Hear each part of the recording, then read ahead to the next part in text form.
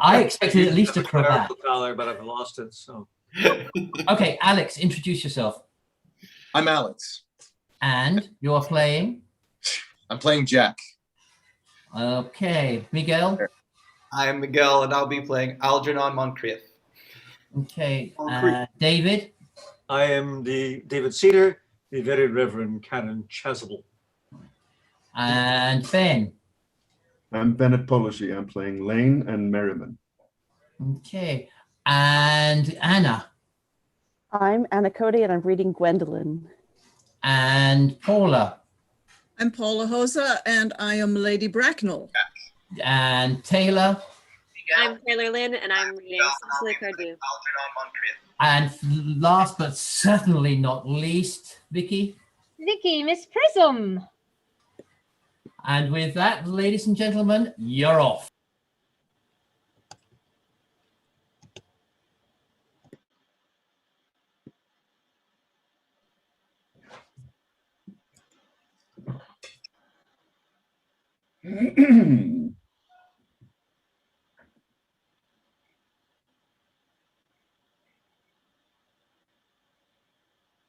Hello, are we beginning? Did you hear what I was playing, Lane? I didn't think it polite to listen, sir. I'm sorry for that, for your sake. I don't play accurately. Anyone can play accurately, but I play with wonderful expression. As far as the piano is concerned, sentiment is my forte. I keep science for life. Yes, sir. And speaking of science of life, have you got the cucumber sandwiches cut for Lady Bracknell? Yes, sir. Oh! By the way, Lane, I see from your book that on Thursday night, when the Lord Shoreman and Mr. Worthing were dining with me, 8 bottles of champagne are entered as having been consumed. Yes, sir. 8 bottles and a pint. Why is it that a bachelor's establishment, the servants invariably drink the champagne? I ask merely for information. I attribute it to the superior quality of the wine, sir. I have often observed that in married households, the champagne is rarely of a first-rate brand. Good heavens! Is marriage so demoralizing as that? I believe it is a very pleasant state, sir. I have had very little experience of it myself up to the present. I have only been married once, and that was in consequence of a misunderstanding between myself and a young person. I don't know that I am much interested in your family life, Lane. No, sir, it is not a very interesting subject. I never think of it myself. Very natural, I am sure. That will do, Lane. Thank you. Thank you, sir. Lane's views on marriage seem somewhat lax. Really, if the lower orders don't set us a good example, what on earth is the use of them? They seem, as a class, to have absolutely no sense of moral responsibility. Mr. Ernest Worthing. How are you, my dear Earnest? What brings you up to town? Oh, pleasure, pleasure. What else would one bring one anywhere? Eating as usual, I see, Algy. I believe it is customary in good society to take some slight refreshment at 5 o'clock. Where have you been since last Thursday? In the country. What on earth do you do there? When one is in town, one amuses oneself. When one is in the country, one amuses other people. It is excessively boring. And who are the people you amuse? Oh, neighbours, neighbours. No, got nice neighbours in your part of Shropshire? Perfectly horrid. Never speak to one of them. How immensely you must amuse them! By the way, Shropshire is your county, is it not? Shropshire? Yes, of course. Hello. Why all these cups? Why the cucumber sandwiches? Why such reckless extravagance in one so young? Who's coming to tea? Oh, merely Aunt Augusta and Gwendolyn. How perfectly delightful. Yes, that is all very well, but I'm afraid Aunt Augusta won't quite approve of your being here. May I ask why? My dear fellow, the way you flirt with Gwendolyn is perfectly disgraceful. It is almost as bad as the way Gwendolyn flirts with you. I am in love with Gwendolyn. I've come to town expressly to propose to her. I thought you had come up for pleasure. I call that business. How utterly unromantic you are. I really don't see anything romantic in proposing. It is very romantic to be in love, but there is nothing romantic about a definite proposal. Why, one may be accepted. One usually is, I believe. Then the excitement is all over. The very essence of romance is uncertainty. If ever I get married, I'll certainly try to forget the fact. I have no doubt about that, dear Algie. The divorce court was specially invented for people whose memories are so curiously constituted. Oh, there is no speculating on that subject. Divorces are made in heaven. Please don't touch the cucumber sandwiches. They are ordered specially for Aunt Augusta. Well, you have been eating them all the time. That is a quite different matter. She's my aunt. Have some bread and butter. The bread and butter is for Gwendolyn. Gwendolyn is devoted to bread and butter. Very good bread butter it is too. Well, my dear fellow, you need not eat as if you were going to eat it all. You behave as if you were married to her already. You are not married to her already, and I don't think you will ever be. Why on earth do you say that? Well, in the first place, girls never marry the men they flirt with. Oh, that is nonsense. It isn't. It is a great truth. It accounts for the extraordinary number of bachelors that one sees all over the place. In the second place, I didn't give my consent. Your consent? My dear fellow, Gwendolyn is my first cousin, and before I allow you to marry her, you will have to clear up the whole question of Cicely. Cecily? What on earth do you mean? What do you mean, Algie, by Cecily? I don't know anyone by the name of Cecily. Bring me that cigarette case, Mr. Worthing, left in the smoking room the last time you dined here. Yes, Sam. Do you mean to say you've had my cigarette case all this time? I wish to goodness you'd let me know. I've been writing frantic letters to Scotland Yard about it. I was very nearly offering a large reward. Well, I wish you would offer me one. I happen to be more than usually hard up. Or there is no good at offering a large reward now that the thing is found. I think that is rather mean of you, Ernest, I must say. However, it makes no matter, for now that I look at the inscript inside, I find the thing isn't yours after all. Of course it's mine. You have seen me with it 100 times. You have no right whatsoever to read what is written inside. It is a very ungentlemanly thing to read what is written in the private cigarette case. Oh, it is absurd to have a hard and fast rule about what one should and what one shouldn't. More than half of modern culture depends on what one shouldn't read. I'm quite aware of the fact, and I don't propose to discuss modern culture. It is isn't the sort of thing one should talk about in private. I simply want my cigarette case back. Yes, but this isn't your cigarette case. The cigarette case is a present from someone of the name of Cecily, and you said you didn't know anyone of that name? Well, if you might want to know, Cecily happens to be my aunt. Your aunt?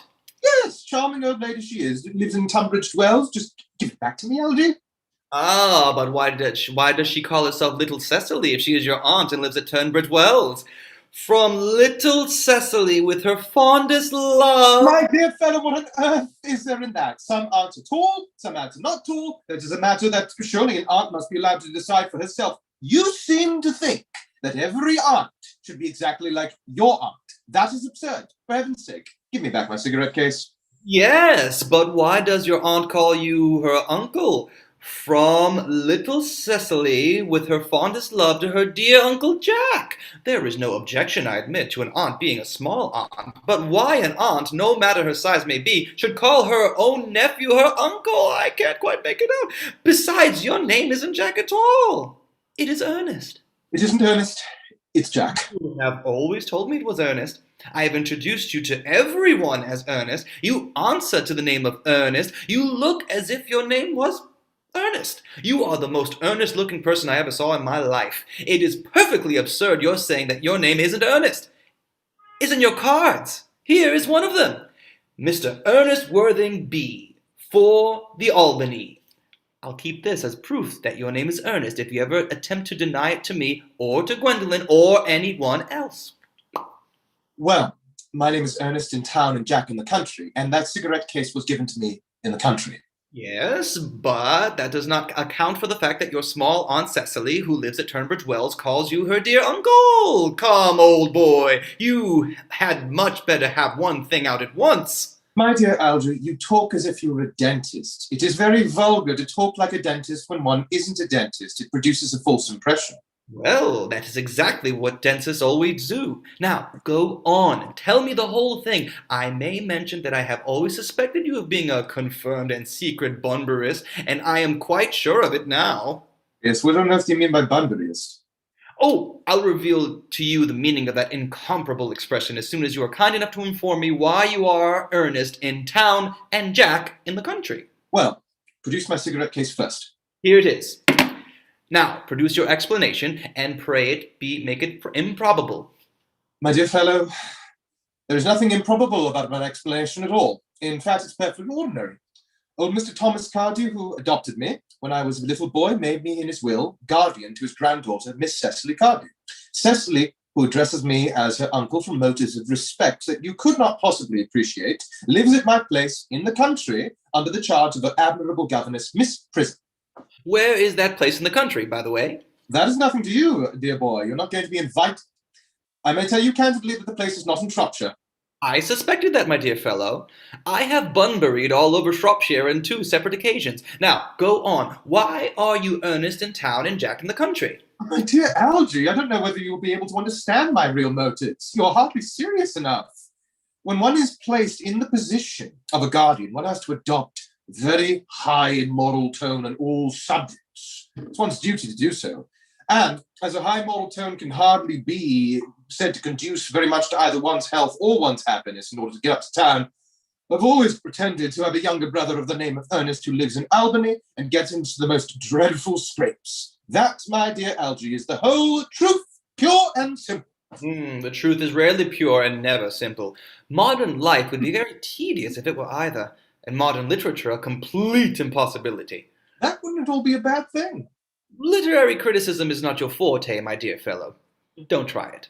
You should leave that to the people who haven't been at university. They do it so well in the papers.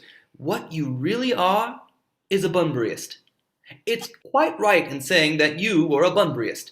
You are one of the most advanced Bunburyists I know. What on earth do you mean? You have invented a very useful younger brother called Ernest, in order that you may be able to come up to town as often as you like. I have invented an invaluable permanent invalid called Bunbury, in order that I may be able to go down to the country whenever I choose. Bunbury is perfectly invaluable. If it wasn't for Bunbury's extraordinary bad health, for instance, I wouldn't be able to dine with you at Willis's tonight, for I have been really engaged to Aunt Augusta for more than a week. I haven't asked you to dine with me anywhere tonight. I know.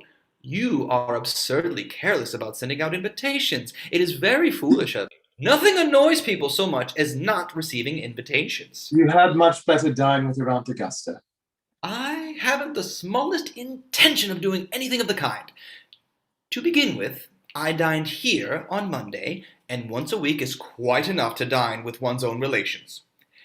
In the second place, whenever I do dine there, I am always treated as a member of the family and sent down with either no women at all or 2. In the third place, I know perfectly well whom she will place me next to tonight. She will place me next Mary Farquhar, who always flirts with her own husband across the dinner table. That is not very pleasant. Indeed, it is not even decent. And that sort of thing is enormously on the increase. The amount of women in London who flirt with their own husbands is perfectly scandalous. It looks so bad. It is simply washing one's clean linen in public. Whew. Besides, now that I know you to be a confirmed Bunburyist, I naturally want to talk to you about Bunburying. I want to tell you the rules. I'm not a Bunburyist at all. If Gwendolen accepts me, I'm going to kill my brother. Indeed, I think I'll kill him in any case. Cecily is a little too much interested in him. It is rather a bore. So I'm going to get rid of Ernest And I strongly advise you to do the same with your invalid friend who has that absurd name. Nothing will induce me to part with Bunbury. And if you ever get married, which seems to me extremely problematic, you will be very glad to know Bunbury. A man who marries without knowing Bunbury is a very tedious time of it. That is nonsense. If I marry a charming girl like Gwendolen, and she is the only girl I ever saw in my life that I would marry, I certainly wouldn't want to know Bunbury. Then your wife will. You don't seem to realize that that a married life 3 is company and 2 is none. That, my dear friend, is the theory that the corrupt French drama has been propounding for the last 50 years. Yes, and that the happy English home has proved it in half the time. For heaven's sake, don't try to be cynical. It is perfectly easy to be cynical. My dear fellow, it isn't easy to be anything nowadays. There's such a lot of beastly competition about. Ah, that must be Aunt Augusta. Only relatives or creditors ever ring in that Wagnerian manner. Now, if I get her out of the way for 10 minutes so that you can have an opportunity for proposing to Gwendolen, may I dine with you tonight at Willis's? I suppose so if you want to. Yes, but you must be serious about it. I hate when people are not serious about meals. So shallow of them. Lady Bracknell and Miss Fairfax. Good afternoon, dear Algernon. I hope you are behaving very well. I am feeling very well, Aunt Augusta. That is not quite the same thing. In fact, the two things rarely go together.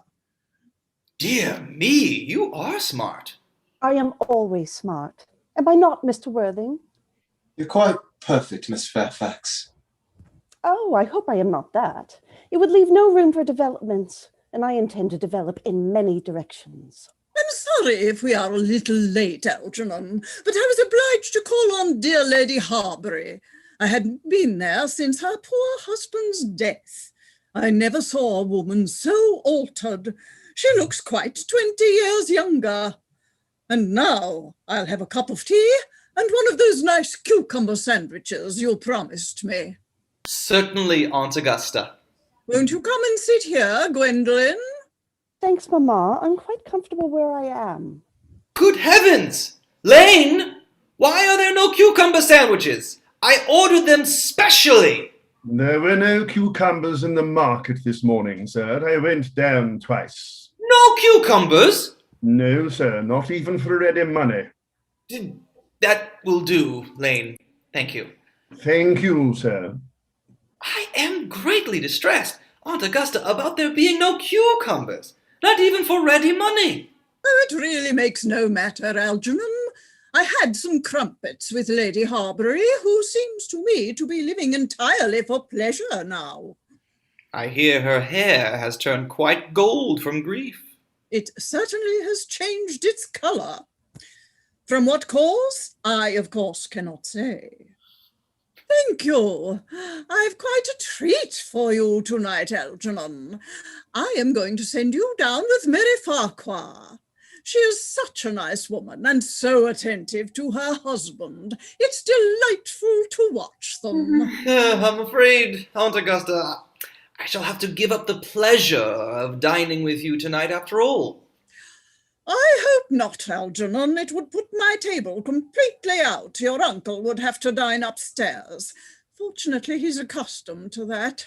It is a great bore, and I need hardly to say, a terrible disappointment to me, but the fact is, I have just had a telegram to say that my poor friend Bunbury is very ill again. They seem to think I should be with him. It is very strange. This Mr. Bunbury seems to suffer from curiously bad health. Yes, poor Bunbury is a dreadful invalid. Well, I must say, Algernon, that I think it is high time that Mr. Bunbury made up his mind whether he was going to live or to die. This shilly-shallying with the question is absurd. Nor do I in any way approve of the modern sympathy with invalids. I consider it morbid. Illness of any kind is hardly a thing to be encouraged in others. Health is the primary duty of life. I'm always telling that to your poor uncle, but he never seems to take much notice, as far as any improvement in his ailment goes.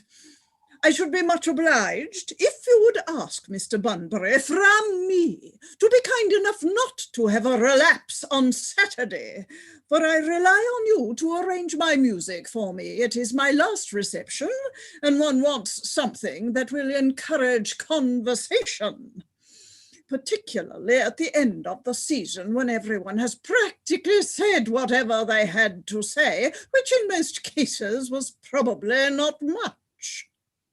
I'll speak to Bunbury, Aunt Augusta, if he is still conscious, and I think I can promise you he'll be all right by Saturday. Of course, the music is a great difficulty. You see, if one plays good music, people don't listen. And if one plays bad music, people don't talk.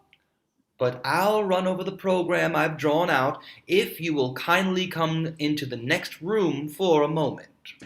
Thank you, Algernon. It is very thoughtful of you. I'm sure the program will be delightful after a few expurgations. French songs I cannot possibly allow. People always seem to think that they are improper and either look shocked, which is vulgar, or laugh, which is worse. But German sounds a thoroughly respectable language, and indeed I believe is so. Gwendolen, you will accompany me.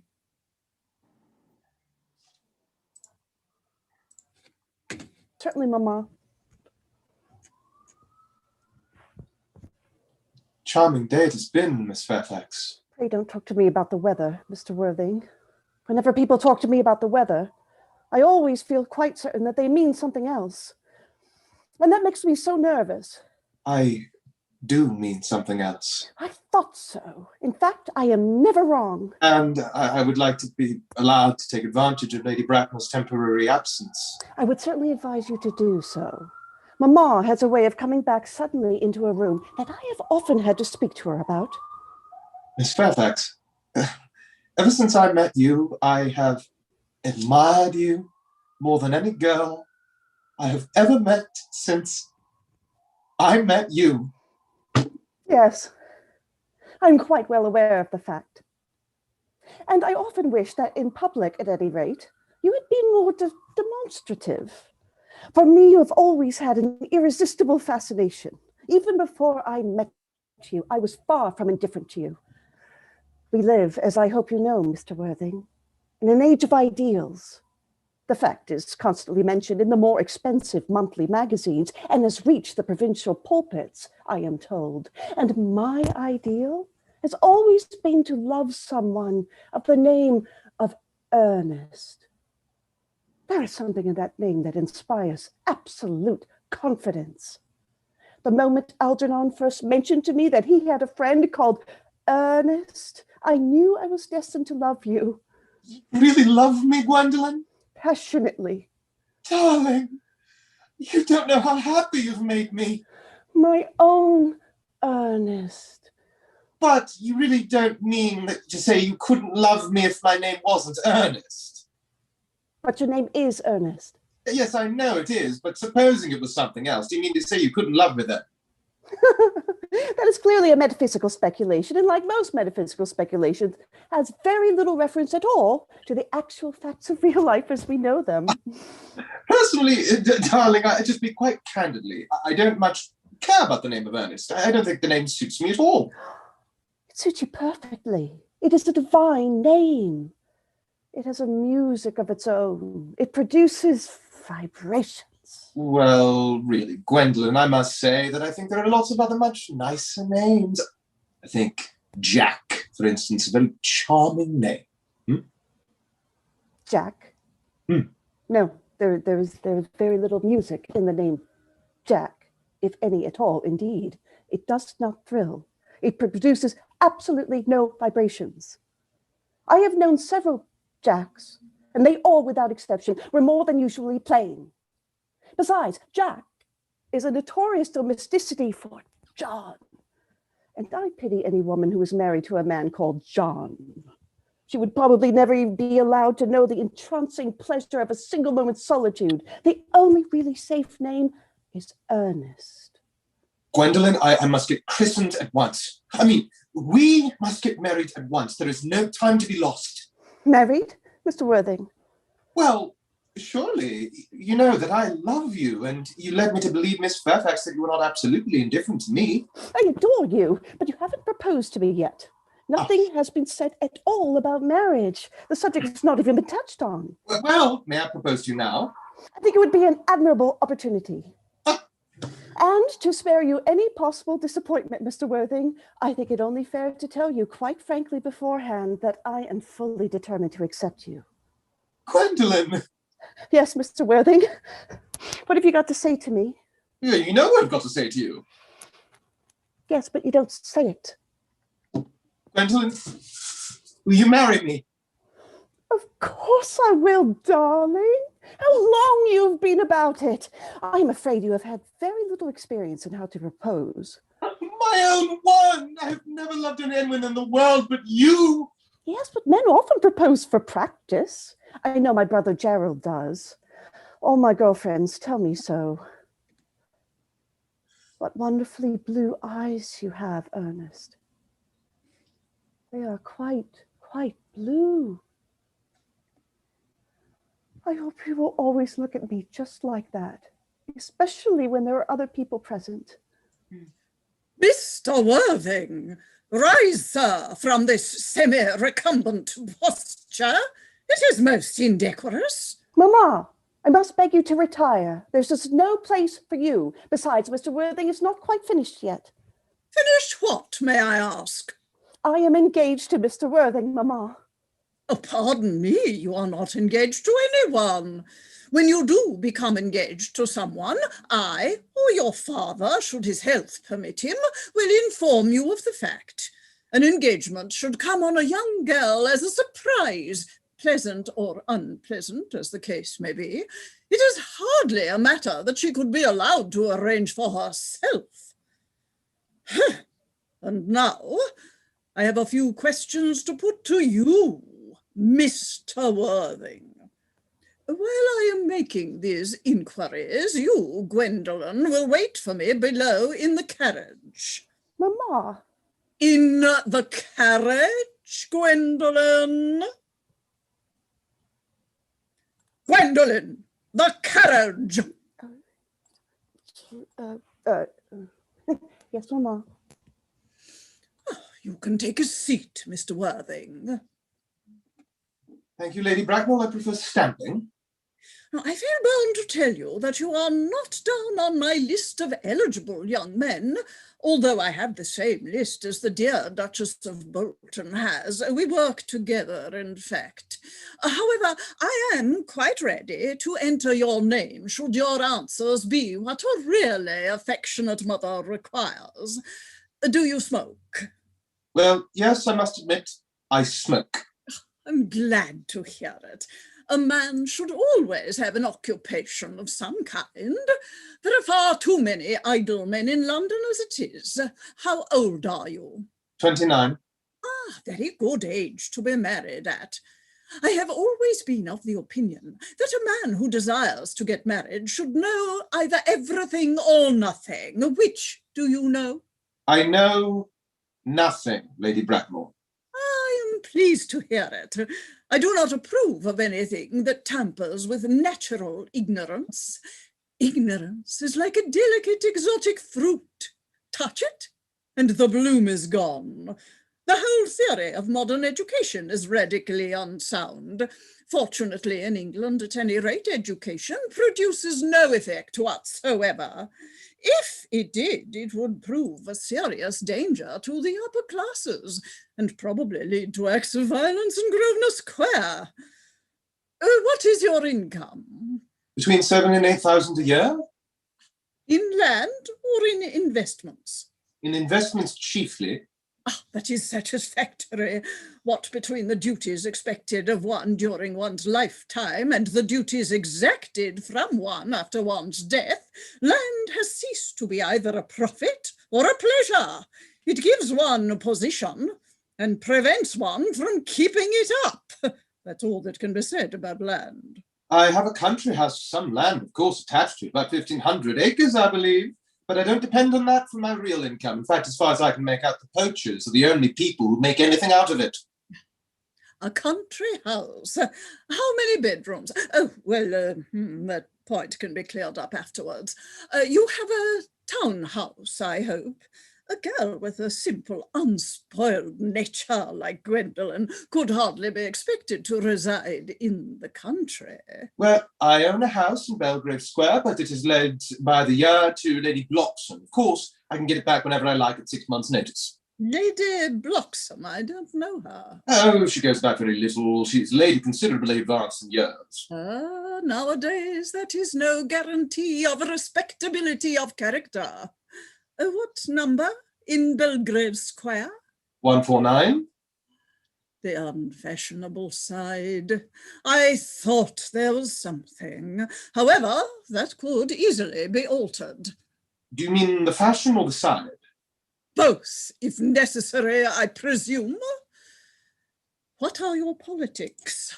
Well, I'm afraid I really have none. I'm a liberal unionist.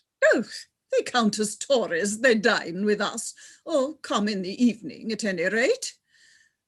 Now, to minor matters. Are your parents living? I have lost both my parents. To lose one parent, Mr. Worthing, may be regarded as a misfortune. To lose both looks like carelessness. Who was your father? He was evidently a man of some wealth. Was he born in what the radical papers call the purple of commerce, or did he rise from the ranks of the aristocracy? I'm afraid I really don't know. The fact is, Lady Bracknell, I said I've lost my parents. I would be nearer the truth to say that my parents seem to have lost me. I don't actually know who I am by birth. I was found. Found? The late Mr. Thomas Cardew, an old gentleman of very charitable and kindly disposition, found me and gave me the name of Worthing, because he happened to have a first-class ticket for Worthing in his pocket at the time. Worthing is a place in Sussex. It is a seaside resort. And where did the charitable gentleman who had a first-class ticket for this seaside resort find you? In a handbag.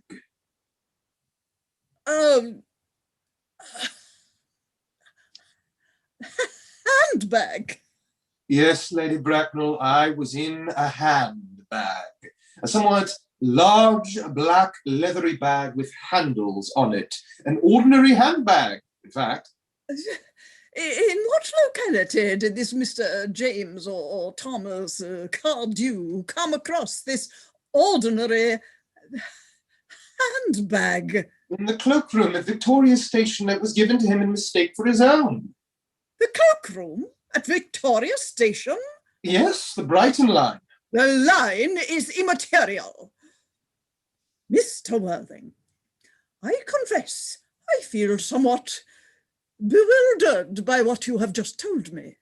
To be born, or at any rate bred, in a handbag, whether it had handles or not, seems to me to display a contempt for the ordinary decencies of family life that reminds one of the worst excesses of the French Revolution. And I presume you know what that unfortunate movement led to. As for the particular locality in which the handbag was found, a cloakroom at a railway station might serve to conceal a social indiscretion, has probably indeed been used for that purpose before now, but it could hardly be regarded as an assured basis for a recognized position in good society. May I ask you then what you would advise me to do? I need hardly say I would do anything in the world to ensure Gwendolen's happiness.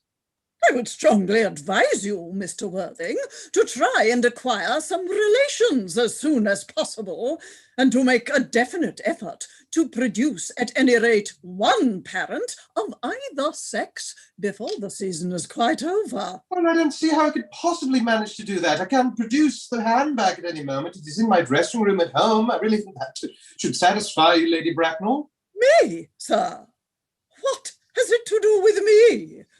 You can hardly imagine that I and Lord Bracknell would dream of allowing our only daughter, a girl brought up with the utmost care, to marry into a cloakroom and form an alliance with a parcel. Good morning, Mr. Worthing. Good morning. For goodness sake, don't play that ghastly tune, Algy. How idiotic you are. Didn't you go off all right, old boy? You don't mean to say Gwendolen refused you? I know it is a way she has. She is always refusing people. I think it is most ill-natured of her. Oh, Gwendolen is as right as a trivet. As far as she is concerned, we are engaged. Her mother is perfectly unbearable. I never met such a gorgon. Oh, I don't really know what a gorgon is like, but I'm quite sure that Lady Bracknell is one. In any case, she's a monster without being a myth, which is rather unfair. I beg your pardon, Algy. I suppose I shouldn't talk to your own aunt, about your own aunt that way before you. My dear boy, I love hearing my relations abused. It is the only thing that makes me put up with them at all. Relations are simply a tedious pack of people who haven't got the remotest knowledge of how to live, nor the smallest instinct about when to die.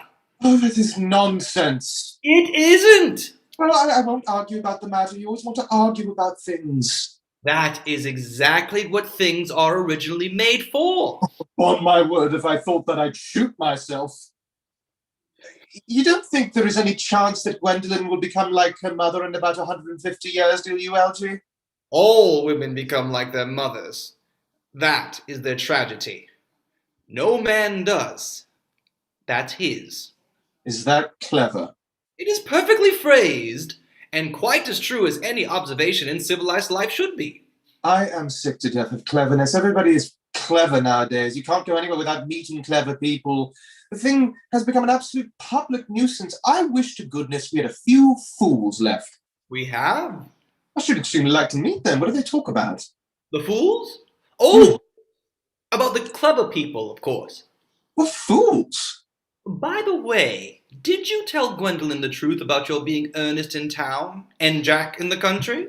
My dear fellow, the truth isn't quite the sort of thing one tells to a nice, sweet, young, refined girl. What extraordinary ideas you have about the way to behave to a woman. The only way to behave to a woman is to make love to her if she is pretty, and to someone else if she is plain. Oh, that is nonsense. What about your brother? What about the profligate Earnest? Oh, before the end of the week, I shall have got rid of him. I'll say he died in Paris of apoplexy. Lots of people die of apoplexy quite suddenly, don't they? Yes, but it's hereditary, my dear fellow. It's a sort of thing that runs in families. You had much better say a severe chill. You are sure that a severe chill isn't hereditary of anything of the kind? Of course it isn't. Very well then. My poor brother Ernest is carried off, suddenly, in Paris, by a severe chill. Ah, that gets rid of him. But I thought you said that Miss Cardew was a little too much interested in your poor brother Ernest. Won't she feel his loss a good deal? Oh, that is all right. Cicely is not a silly romantic girl, I'm glad to say. She's got a capital appetite, goes on long walks, and pays no attention at all to her lessons. I would rather like to see Cicely. I will take very good care you never do. She's excessively pretty, and she is only just 18. Have you told Gwendolen yet that you have an excessively pretty ward who is only just 18? Oh, one doesn't blurt these things out to people. Cecily and Gwendolen are perfectly certain to be extremely great friends. I bet you anything that half an hour after they meet, they will be calling each other sister. Women only do that when they have called each other a lot of other things first. Now, my dear boy, if we want to get a good table at Willis's, we really must go and dress. Do you know it is nearly 7? Oh, it's always nearly 7. Well, I'm hungry. I never knew when you weren't. What shall we do after dinner?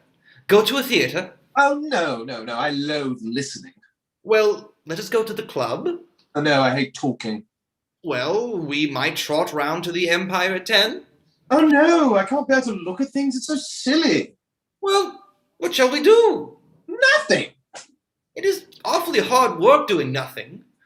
However, I don't mind hard work where there is no definite object of any kind. Miss Fairfax. Gwendolen, upon my word. Algy, kindly turn your back. I have something very particular to say to Mr. Worthing. Really, Gwendolen, I don't think I can allow this at all. Algy, you always adopt a strictly immoral attitude towards life. You are not quite old enough to do that. My own darling. Ernest, we may never be married. From the expression of Mamma's face, I fear we never shall. Few parents nowadays pay any regard to what their children say to them. The old-fashioned respect for the young is fast dying out. Whatever influence I ever had over Mamma, I lost at the age of 3. But although she may prevent us from becoming man and wife, and I marry someone else, and marry often, nothing that she can possibly do can alter my eternal devotion to you. Dear Gwendolen. The story of your romantic origin, as related to me by Mamma, with unpleasing comments, has naturally stirred the deeper fibers of my nature. Your Christian name has an irresistible fascination. The simplicity of your character makes you exquisitely incomprehensible to me. Your town address at the Albany I have. What is your address in the country? The Manor House, Walton, Hertfordshire. There is a good postal service, I suppose. It may be necessary to do something desperate. That, of course, will require serious consideration. I will communicate with you daily. My own one. How long do you remain in town? Till Monday. Good. Algy, you may turn round now. Thanks. I've turned round already. You may also ring the bell. You will let me see to your carriage, my own darling. Certainly. I will see Miss Fairfax. I will see Miss Fairfax out. Yes, sir. A glass of sherry, Lane. Yes, sir. Tomorrow, Lane, I'm going Bunburying. Yes, sir. I shall probably not be back till Monday. You can put up my dress clothes, my smoking jacket, and all the Bunbury suits. Yes, sir. I hope tomorrow will be a fine day, Lane. It never is, sir. Lane, you're a perfect pessimist. I do my best to give satisfaction, sir. There's a sensible, intellectual girl. The only girl I ever cared for in my life. What on earth are you so amused at? Oh, I'm a little anxious about poor Bunbury, that is all. If you don't take care, your friend Bunbury will get you into a serious scrape someday. He loves scrapes. They are the only things that are never serious. Oh, that is nonsense. Algy, you never talk anything but nonsense. Nobody ever does.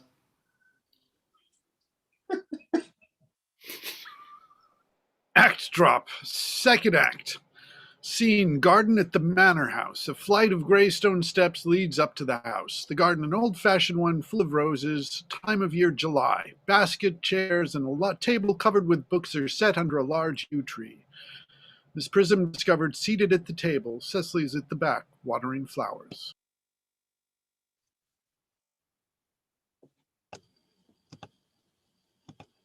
Cecily? Cecily?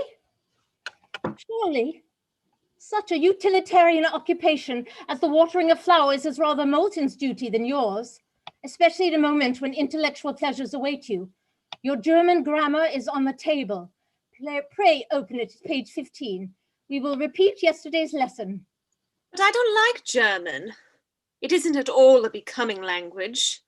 I know perfectly well that I look quite plain after my German lesson. Child, you know how anxious your guardian is, that you should improve yourself in every way. He laid particularly stress on your German as he was leaving town yesterday. Indeed, he always lays stress on your German when he's leaving for town. Dear Uncle Jack is so very serious. Sometimes he is so serious that I think he cannot be quite well. Your guardian enjoys the best of health, and his gravity and demeanor is especially to be commended in one so comparatively young as he is. I know no one who has a higher sense of duty and responsibility. I suppose that is why he often looks a little bored when we three are together. Cecily, I'm surprised at you. Mr. Worthing has many troubles in his life. Idle merriment and triviality would be out of place in his conversation. You must remember his constant anxiety about that unfortunate young man, his brother. I wish Uncle Jack would allow that unfortunate young man, his brother, to come down here sometimes.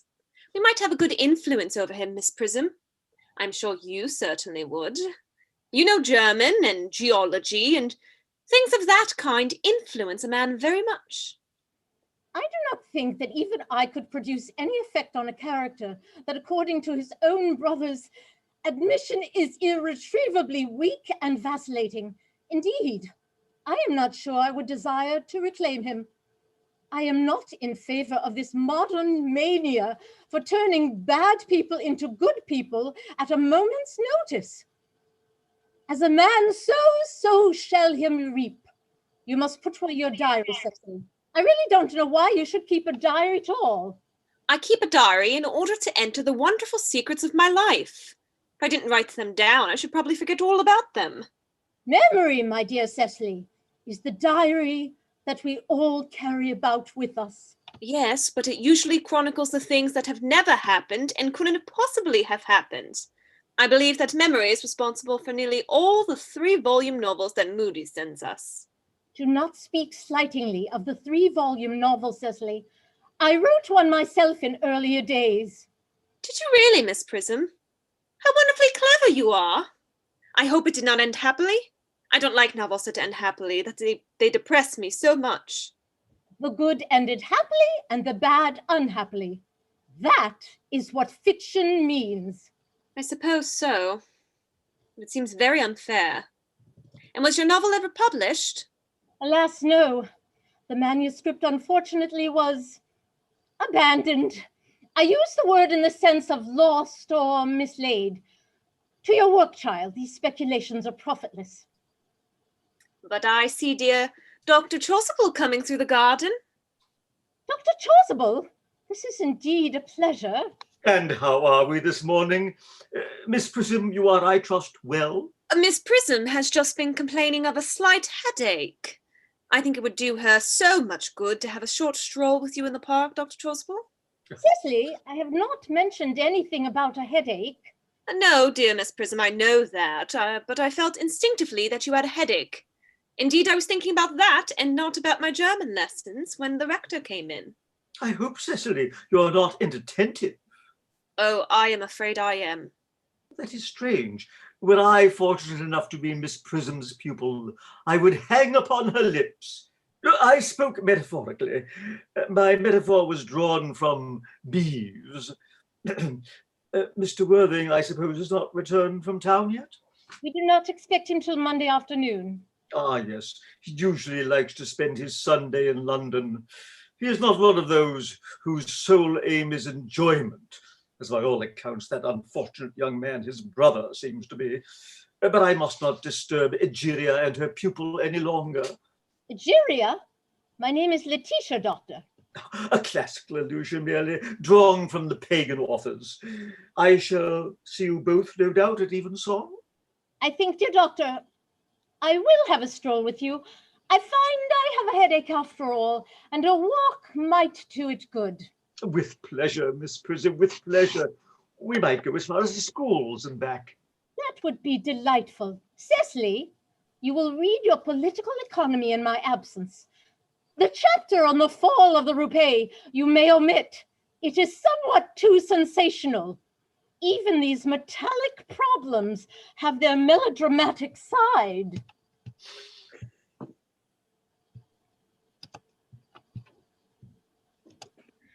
Mr. Ernest Worthing has just driven over from the station. He has brought his luggage with him. Mr. Ernest Worthing, B4 the Albany W. Uncle Jack's brother. Did you tell him Mr. Worthing was in town? Yes, miss. He seemed very much disappointed. I mentioned that you and Miss Prism were in the garden. He said he was anxious to speak to you privately for a moment. Ask Mr. Ernest Worthing to come here. I suppose you had better talk to the housekeeper about a room for him? Yes, miss. I've never met any really wicked person before. I feel rather frightened. I'm so afraid he will look just like everyone else. He does. You are my little cousin Cecily, I'm sure. You are under some strange mistake. I'm not little. In fact, I believe I am more than unusually tall for my age. But I am your cousin Cecily. You, I see from your card, are Uncle Jack's brother, my cousin Ernest, my wicked cousin Ernest. Oh, I'm not really wicked at all, cousin Cecily. You mustn't think that I am wicked. If you are not, then you have certainly been deceiving us all in a very inexcusable manner. I hope you have not been leading a double life, pretending to be wicked and being really good all the time. That would be hypocrisy. Oh, of course, I have been rather reckless. I'm glad to hear it. In fact, now you mention it, the subject, I have been very bad in my own small way.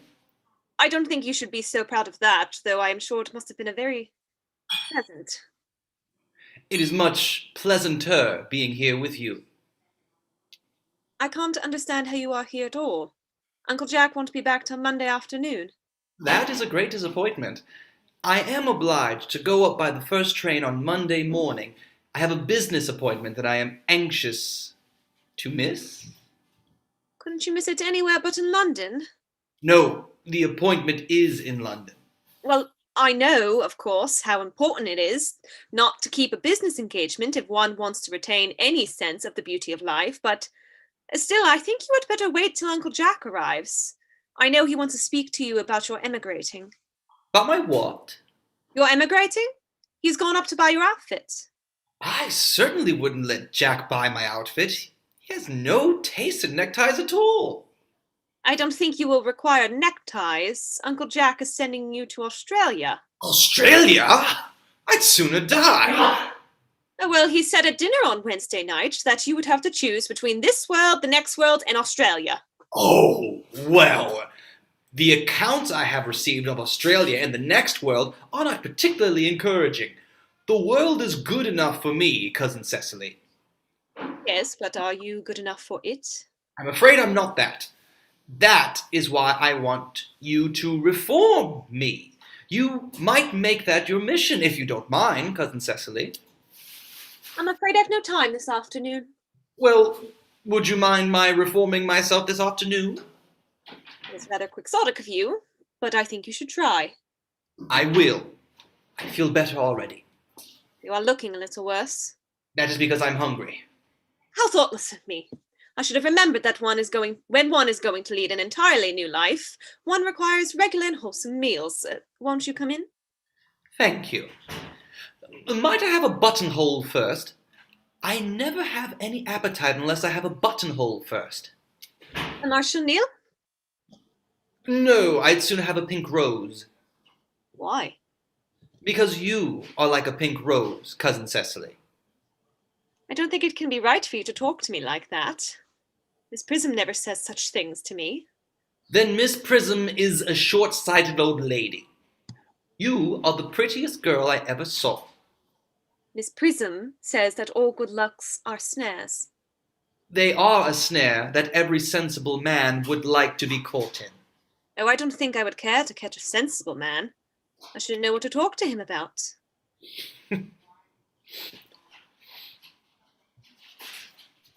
You're too much alone, Dr. Chasuble. You should get married. A misanthrope, I can understand. A womanthrope? Never. Oh, believe me, I do not deserve so neologistic a phrase.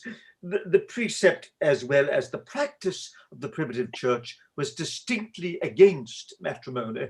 That is obviously the reason why the primitive church has not lasted up to the present day. And you do not seem to realize, dear doctor, that by persistently remaining single, a man converts himself into a permanent public temptation. Men should be more careful. Like this celibacy leads weaker vessels astray. But is a man not equally attractive when married?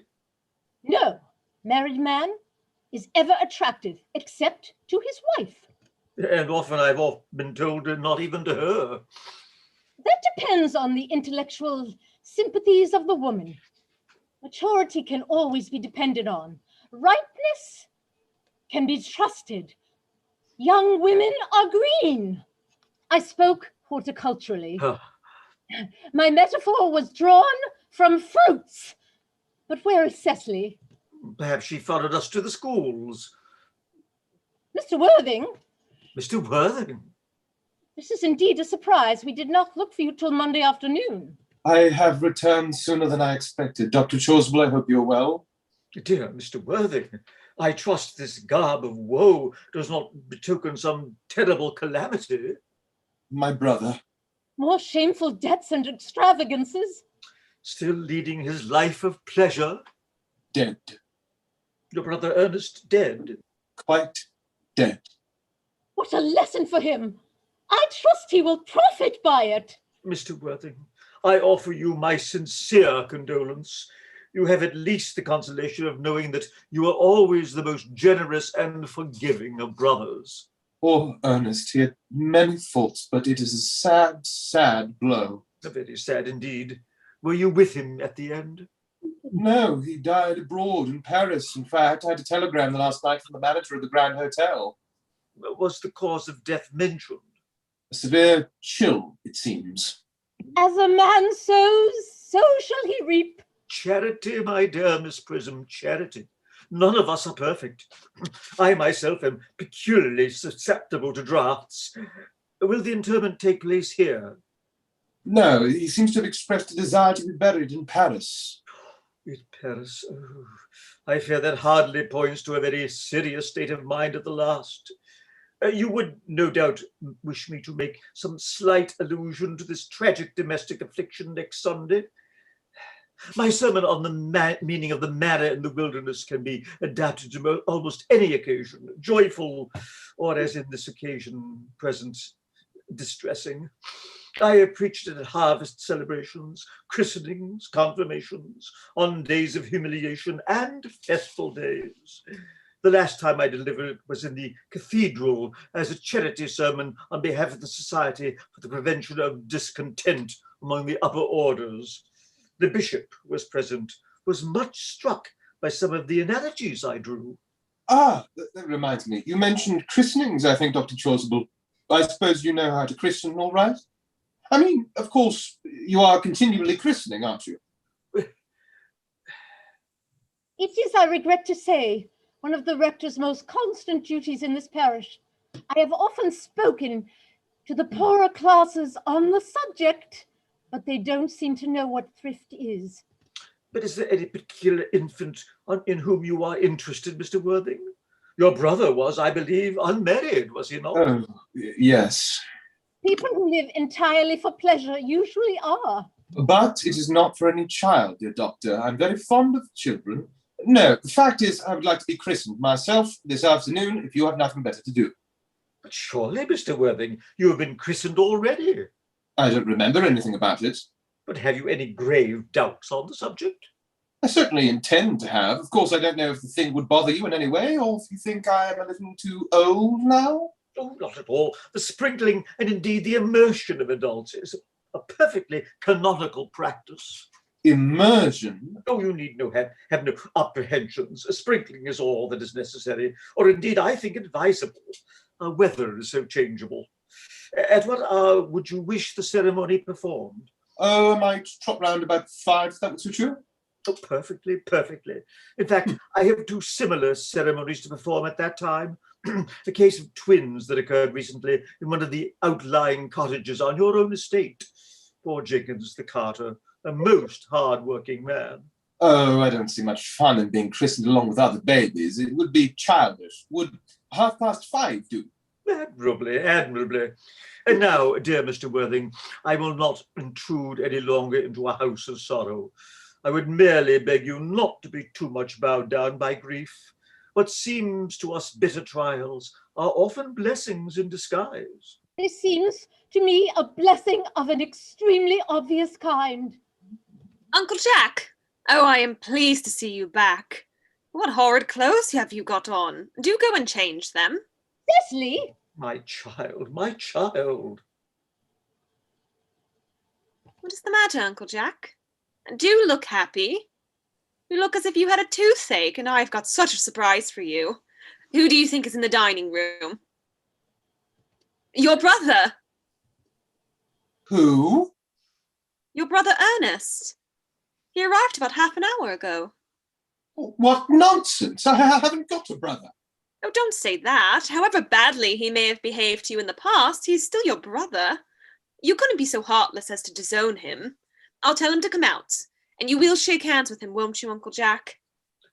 These are very joyful tidings. After we had all been resigned to his loss, his sudden return seems to me peculiarly distressing. My brother in the dining room, I don't know what all means. I think it is perfectly absurd. Good heavens. Brother John, I have come down from town to tell you that I am very sorry for all the trouble I have given you, and that I intend to lead a better life in the future. Uncle Jack, you are not going to refuse your own brother's hand. Nothing will induce me to take his hand. I think his coming down here disgraceful. He knows perfectly why. Uncle Jack, do be nice. There is some good in everyone. Ernest has just been telling me about his poor invalid friend Mr. Bunbury, whom he goes to visit so often. And surely there must be much good in one who is kind to an invalid and leaves the pleasures of London to sit by a bit of pain. Oh, he's been talking about Bunbury, has he? Yes, he's told me all about poor Mr. Bunbury and his terrible state of health. Bunbury? Well, I won't have him talk to you about Bunbury or about anything else. It is enough to drive one perfectly frantic. Of course, I admit the faults were all on my side, but I must say that I think that Brother John's coldness to me is peculiarly painful. I expected more enthusiastic welcome, especially considering it is my first time I have come here. Uncle Jack, if you don't shake hands with Ernest, I will never forgive you.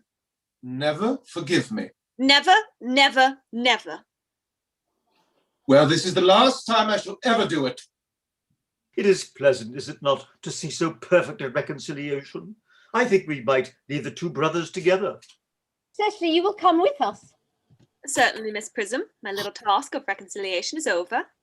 You have done a beautiful action today, dear child. We must not be premature in our judgments. I feel very happy. The young scoundrel Algy, you must get out of this place as soon as possible. I don't allow any Bunburying here. I have put Mr. Earnest's things in the room next to yours, sir. I suppose that is all right? What? Mr. Earnest's luggage, sir. I have unpacked it and put it in the room next to yours. His luggage? Yes, sir. 3 portmanteaux, a dressing case, 2 hat boxes, and a large luncheon basket. I am afraid I can't stay more than a week this time. Merriman, order the dog cart at once. Mr. Ernest has been called suddenly back to town. Yes, sir. What a fearful liar you are, Jack. I have not been called back to town at all. Yes, you have. I haven't heard anyone call me. Your duty as a gentleman calls you back. My duty as a gentleman has never interfered with my pleasures in the smallest degree. I can quite understand that. Well, Cecily is a darling. You're not to talk of Miss Cardew like that. I don't like it. Well, I don't like your clothes. You look perfectly ridiculous in them. Why on earth don't you go up and change? Don't you go up and change. It is perfectly childish to be in deep mourning for a man who is actually staying for a whole week with you in your house as a guest.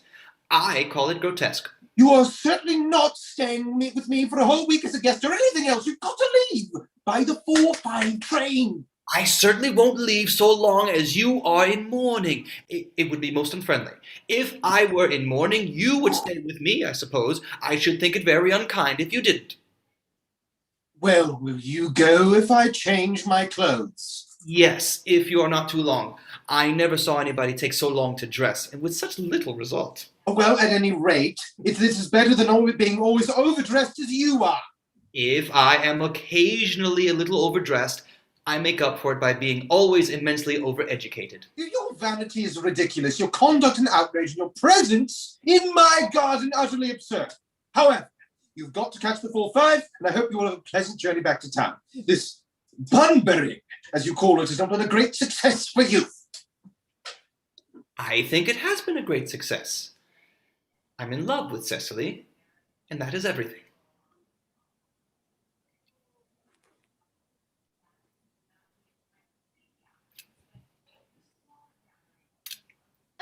Oh, I merely came back to water the roses. I thought you were with Uncle Jack. He's gone to order the dog cart for me. Oh, is he going to take you for a nice drive? He's going to send me away. Then have we got to part? I am afraid so. It is a very painful parting. It is always painful to part from people whom one has known for a very brief space of time. The absence of old friends one can endure with equanimity, but even a momentary separation from anyone to whom one has just been introduced is almost unbearable. Thank you.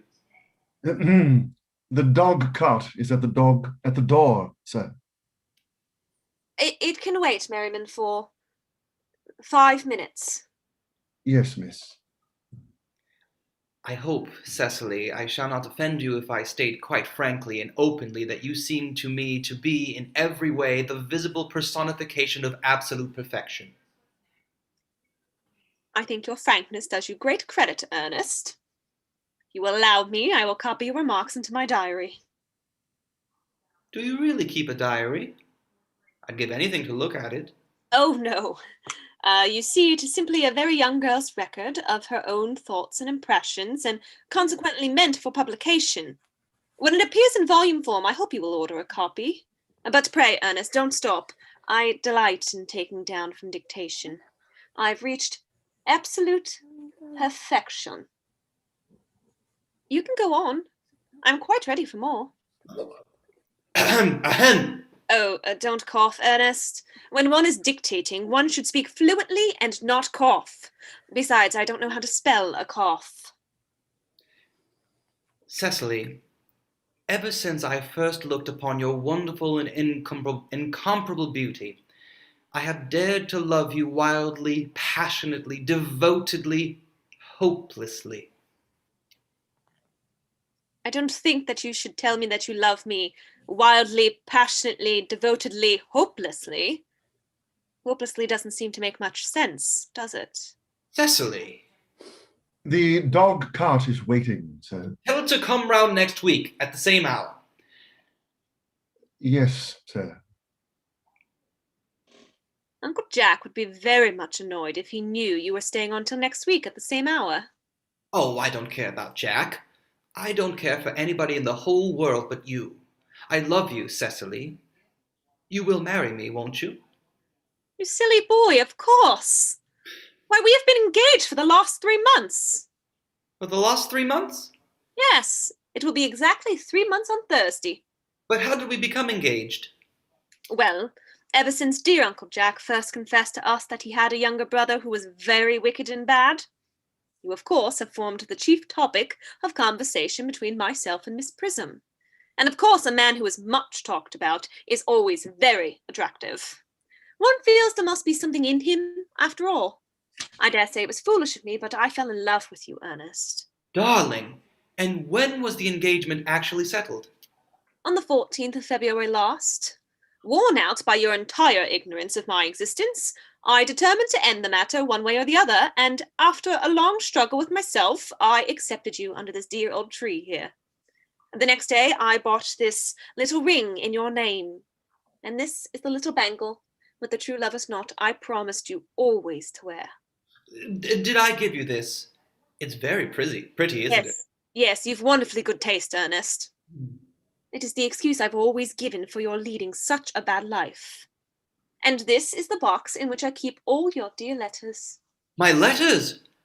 But, my own sweet Cecily, I have never written you any letters. You need hardly remind me of that, Ernest.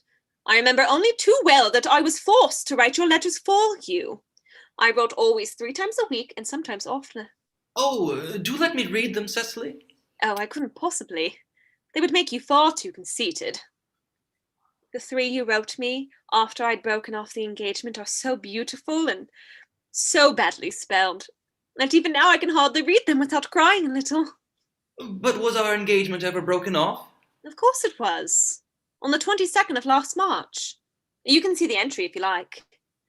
Today, I broke off my engagement with Ernest. I feel it is better to do so. The weather still continues charming. But why on earth did you break it off? What had I done? I had done nothing at all. Cecily, I am very much hurt indeed to hear you broke it off, particularly when the weather was so charming. It would hardly have been a really serious engagement if it hadn't been broken off at least once. But I forgave you before the week was out. What a perfect angel you are, Cecily. You dear romantic boy. I hope your hair curls naturally, does it? Yes, darling, with a little help from others. I am so glad. You'll never break off our engagement again, Cecily? I don't think I could break it off now that I have actually met you. Besides, of course, there is the question of your name. Yes, of course. You must not laugh at me, darling, but it had always been a girlish dream of mine to love someone whose name was Ernest. There's something in that name that seems to inspire absolute confidence. I pity any poor married woman whose husband is not called Ernest. But, my dear child, do you mean to say you could not love me if I had some other name? But what name? Oh, any name you like. Algernon, for instance. But I don't like the name of Algernon. Well, my dear, sweet, loving little darling, I really can't see why you would object to the name of Algernon. It is not at all a bad name. In fact, it is rather an aristocratic name. Half the chaps who get into bankruptcy court are called Algernon. But seriously, Cecily, if my name was Algy, couldn't you love me? I might respect you, Ernest. I might admire your character, but I fear that I should not be able to give you my undivided attention. Ahem, Cecily, your rector is here. Your rector here is, I suppose, thoroughly experienced in the practice of all the rites and ceremonials of the church? Oh, yes, Dr. Trosable is a most learned man. He has never written a single book, so you can imagine how much he knows. I must see him at once on a most important christening. I mean, on most important business. Oh? I shan't be away more than half an hour. Considering that we have been engaged since February the 14th, and that I only met you today for the first time, I think it is rather hard that you should leave me for so long a period as half an hour. Couldn't you make it 20 minutes? I'll be back in no time. What an impetuous boy he is. I like his hair so much. I must enter his proposal in my diary. Miss Fairfax has just called to see Miss Worthing on very important business, Miss Fairfax states. Is it Mr. Worthing in his library? Mr. Worthing went over in the direction of the rectory some time ago. Pray ask the lady to come out here. Mr. Worthing is sure to be back soon, and you can bring tea. Yes, miss. Miss Fairfax? I suppose one of the many good elderly women who are associated with Uncle Jack and some of his philanthropic work in London. Don't quite like women who are interested in philanthropic work. I think it is so forward of them. Miss Fairfax. Pray, let me introduce myself to you. My name is Cecily Cardew. Cecily Cardew. What a very sweet name. Something tells me that we are going to be great friends. I like you already more than I can say. My first impressions of people are never wrong. How nice of you to like me so much after we've known each other such a comparatively short time. Pray, sit down. I may call you Cecily, may I not? With pleasure. And you will always call me Gwendolyn, won't you? If you wish.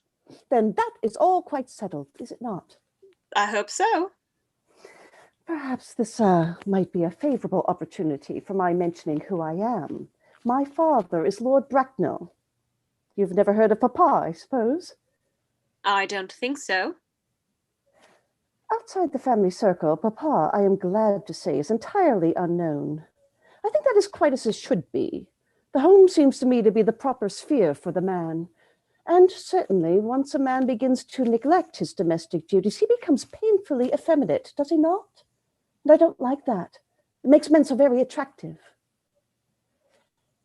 Cecily, Mamma, whose views on education are remarkably strict, has brought me up to be extremely short-sighted. It is part of her system. So, do you mind my looking at you through my glasses? Oh, not at all, Gwendolyn. I'm very fond of being looked at. You are here on a short visit, I suppose? Oh, no, I live here. Really? Your mother, no doubt, or some female relative of advanced years, resides here also? Oh, no, I have no mother, nor in fact any relations. Indeed. My dear guardian, with the assistance of Miss Prism, has the arduous task of looking after me. Your guardian? Yes, I am Mr. Worthing's ward. Oh, it is strange he never mentioned to me that he had a ward. How secretive of him. He grows more interesting hourly. I am not sure, however, that the news inspires me with feelings of unmixed delight. I am very fond of you, Cecily. I have liked you ever since I met you. But I am bound to state that now that I know that you are Mr. Worthing's ward, I cannot help expressing a wish you were, well, just a little older than you seem to be, and not quite so very alluring in appearance. In fact, if I may speak candidly... Pray do. I think that whenever one has anything unpleasant to say, one should always be quite candid. Well, to speak with perfect candor, Cecily, I wish that you were fully 42 and more than usually plain for your age. Ernest has a strong, upright nature. He is the very soul of truth and honor. Disloyalty would be as impossible to him as deception. But even men of the noblest possible moral character are extremely susceptible to the influence of the physical charm of others. Modern, no less than ancient history, supplies us with many most painful examples of what I refer to. If it were not so, indeed, history would be quite unreadable. I beg your pardon, Gwendolyn. Did you say Ernest? Yes. Oh, but it's not Mr. Ernest Worthing who is my guardian. It is his brother, his elder brother. Ernest never mentioned to me that he had a brother. I'm sorry to say they have not been on good terms for a long time. Ah, that accounts for it. And now that I think of it, I have never heard any man mention his brother. The subject seems distasteful to most men. Cecily, you have lifted a load from my mind. I was growing almost anxious. It would have been terrible if any cloud had come across a friendship like ours, would it not? Of course, you are quite sure that it is not Mr. Ernest Worthing who is your guardian? Quite sure. In fact, I am going to be his. I beg your pardon? Dearest Gwendolyn, there is no reason why I should make a secret of it to you. Our little county newspaper is sure to chronicle the fact next week. Mr. Ernest Worthing and I are engaged to be married. My darling Cecily, I think there must be some slight error. Mr. Ernest Worthing is engaged to me. The announcement will appear in the Morning Post on Saturday at the latest. I am afraid you must be under some misconception. Ernest proposed to me exactly 10 minutes ago. It is certainly very curious, for he asked me to be his wife yesterday afternoon at 5:30. If you would care to verify the incident, pray do so. I never travel without my diary. One should always have something sensational to read in the train. I am so sorry, dear Cecily, if it is any disappointment to you, but I am afraid I have the prior claim. It would distress me more than I can tell you, dear Gwendolen, if it caused you any mental or physical anguish, but I feel bound to point out that since Ernest proposed to, he has clearly changed his mind. If the poor fellow has been entrapped into any foolish promise, I shall consider it my duty to rescue him at once, and with a firm hand. Whatever unfortunate entanglement my dear boy may have got into, I will never reproach him with it until after we are married. Do you allude to me, Miss Cardew, as an entanglement? You are presumptuous. On an occasion of this kind, it becomes more than a moral duty to speak one's mind. It becomes a pleasure. Do you suggest, Miss Fairfax, that I entrapped Ernest into an engagement? How dare you? This is no time for wearing the shallow mask of manners. When I see a spade, I call it a spade. I am glad to say that I have never seen a spade. It is obvious that our social spheres have been widely different. Shall I lay the tea here as usual, miss? Yes, as usual. Are there many interesting walks in the vicinity, Miss Cardew? Oh, yes, a great many. From the top of one of the hills, quite close, one can see 5 counties. 5 counties? I don't think I should like that. I hate crowds. I suppose that is why you live in town.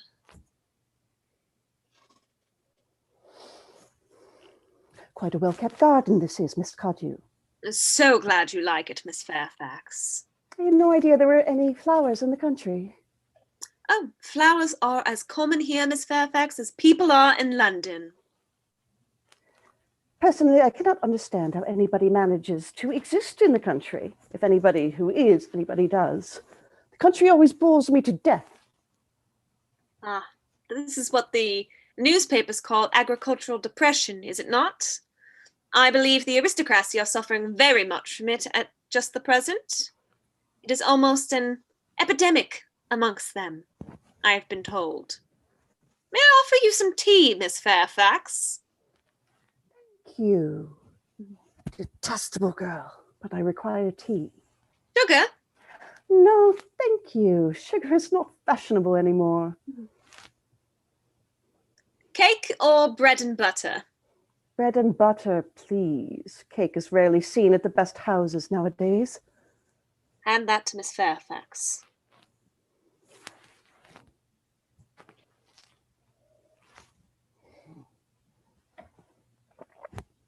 You have filled my tea with lumps of sugar, and though I asked most distinctly for bread and butter, you have given me cake. I am known for the gentleness of my disposition and the extraordinary sweetness of my nature, but I warn you, Miss Cardew, you may go too far. To save my poor, innocent, trusting boy from the machinations of any other girl, there are no lengths to which I would not go. From the moment I saw you, I distrusted you. I felt that you were false and deceitful. I am never deceived in such matters. My first impression of people are invariably right. It seems to me, Miss Fairfax, that I am trespassing on your valuable time. No doubt you have many other calls of a similar character to make in the neighbourhood. Ernest! My own Ernest! Gwendolen, darling! Oh, a moment. May I ask if you are engaged to be married to this young lady? Dear little Cecily, of course not. What could have put such an idea into your pretty little head? Thank you. You may. I knew there must be some misunderstanding, Miss Fairfax. The gentleman whose arm is present around your waist is my guardian, Mr. John Worthing. I beg your pardon? This is Uncle Jack. Jack? Oh. Here is Ernest. My own love. Oh, a moment, Ernest. May I ask you, are you engaged to be married to this young lady? To what young lady? Good heavens, Gwendolen! Yes, to good heavens, Gwendolen. I mean, to Gwendolen. Of course not. What could have put such an idea into your pretty little head? Thank you. You may. I felt there was some slight error, Miss Cardew. The gentleman who is now embracing you is my cousin, Mr. Algernon Moncrief. Algernon Moncrief. Oh. Are you called Algernon? I cannot deny it. Oh.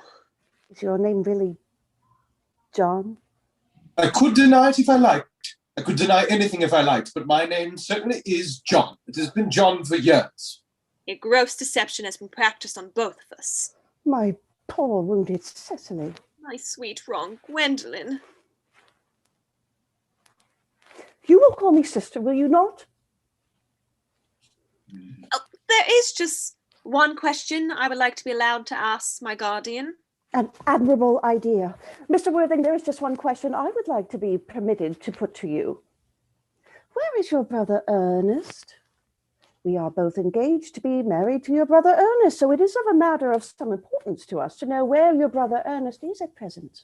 Gwendolen, Cecily, it is very painful for me to be forced to speak the truth. It is the first time in my life that I've ever been reduced to such a painful position, and I'm really quite inexperienced in doing anything of the kind. However, I will tell you quite frankly that I have no brother, Ernest. I have no brother at all. I've never had a brother in my life, and I certainly have not the smallest intention of ever having one in the future. No brother at all? None. Had you never a brother of any kind? Never, not even of any kind. I'm afraid it is quite clear, Cecily, that neither of us is engaged to be married to anyone. It's not a very pleasant position for a young girl to suddenly find herself in, is it? Let us go into the house. They will hardly venture to come after us there. No, men are so cowardly, aren't they? This ghastly state of things is what you call bunburying, I suppose? Yes, and a perfectly wonderful Bunbury it is. The most wonderful Bunbury I have ever had in my life. Well, you have no right whatsoever to Bunbury here. That is absurd. One has a right to Bunbury anywhere one chooses. Every serious Bunburyist knows that. Serious Bunburyist? Good heavens! Well, one must be serious about something. If one wants to have any amusement in life, I happen to be serious about Bunbury. What on earth are you serious about? I haven't got the remotest idea. About everything, I should fancy. You have such an absolutely trivial nature. Well, the only small satisfaction I have in the whole of this wretched business is that your friend Bunbury is quite exploded. You won't be able to run down to the country so often as you used to, dear Algie. And a very good thing, too.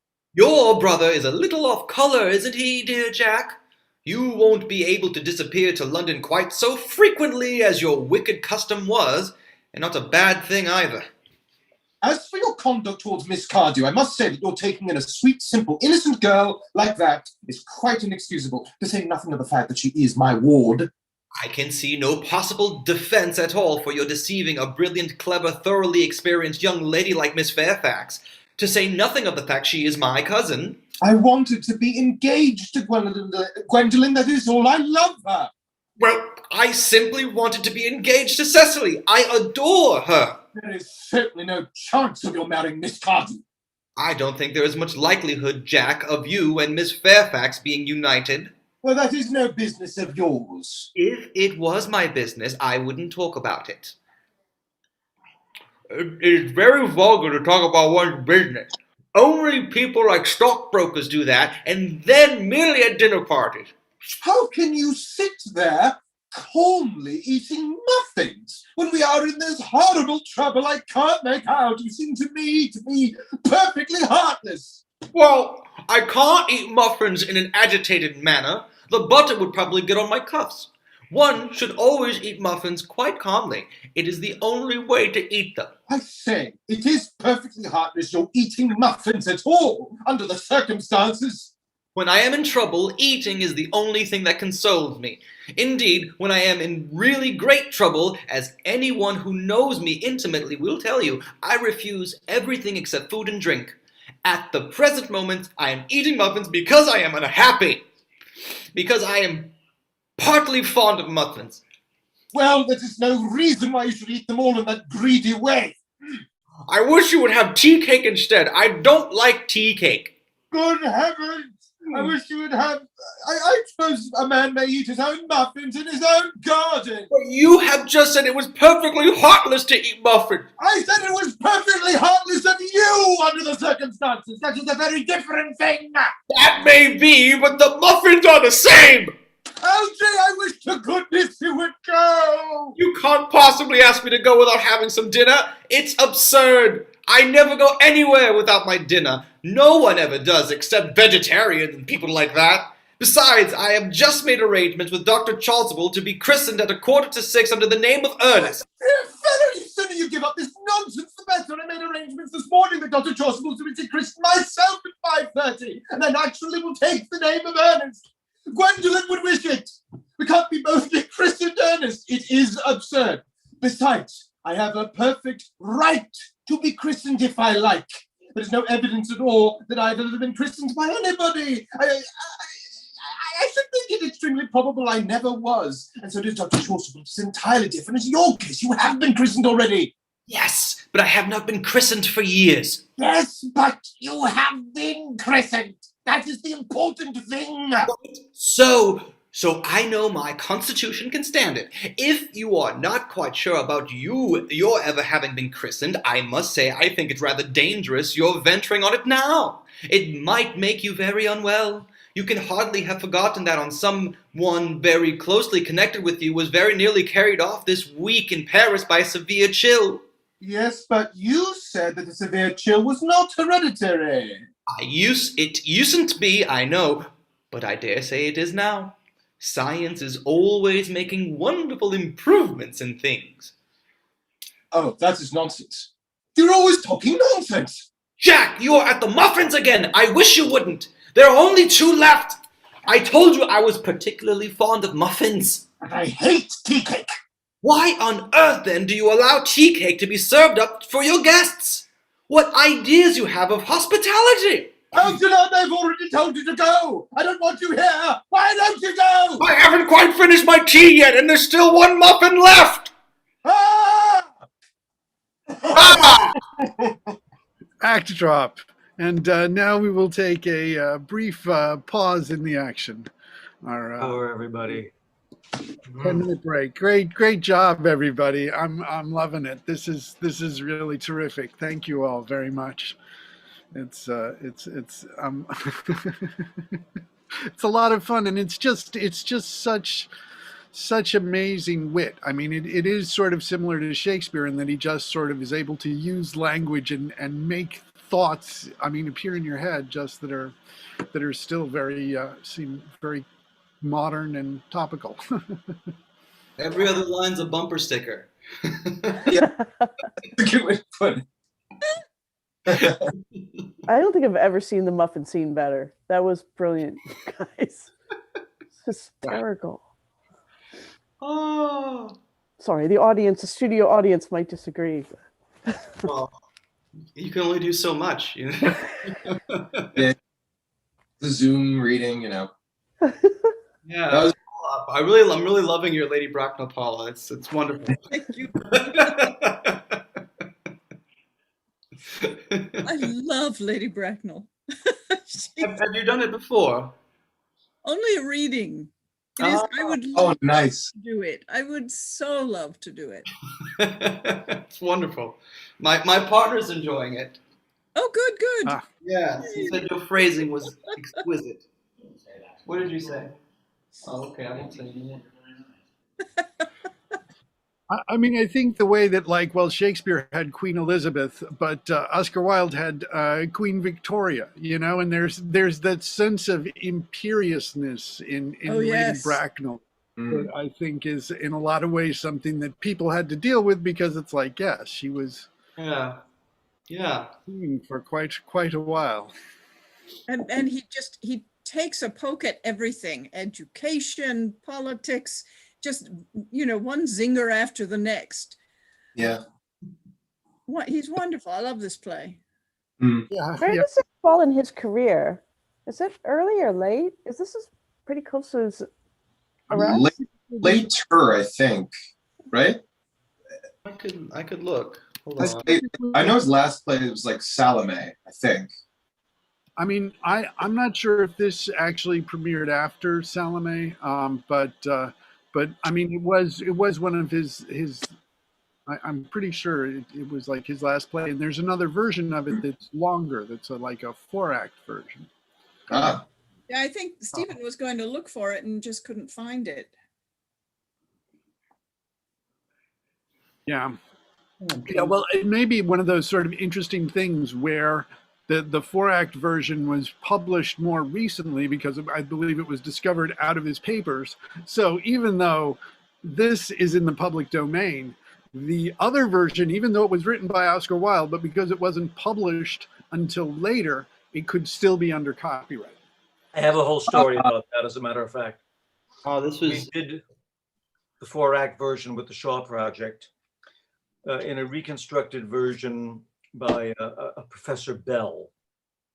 There are a couple of extra characters, and some of that material is just very delicious.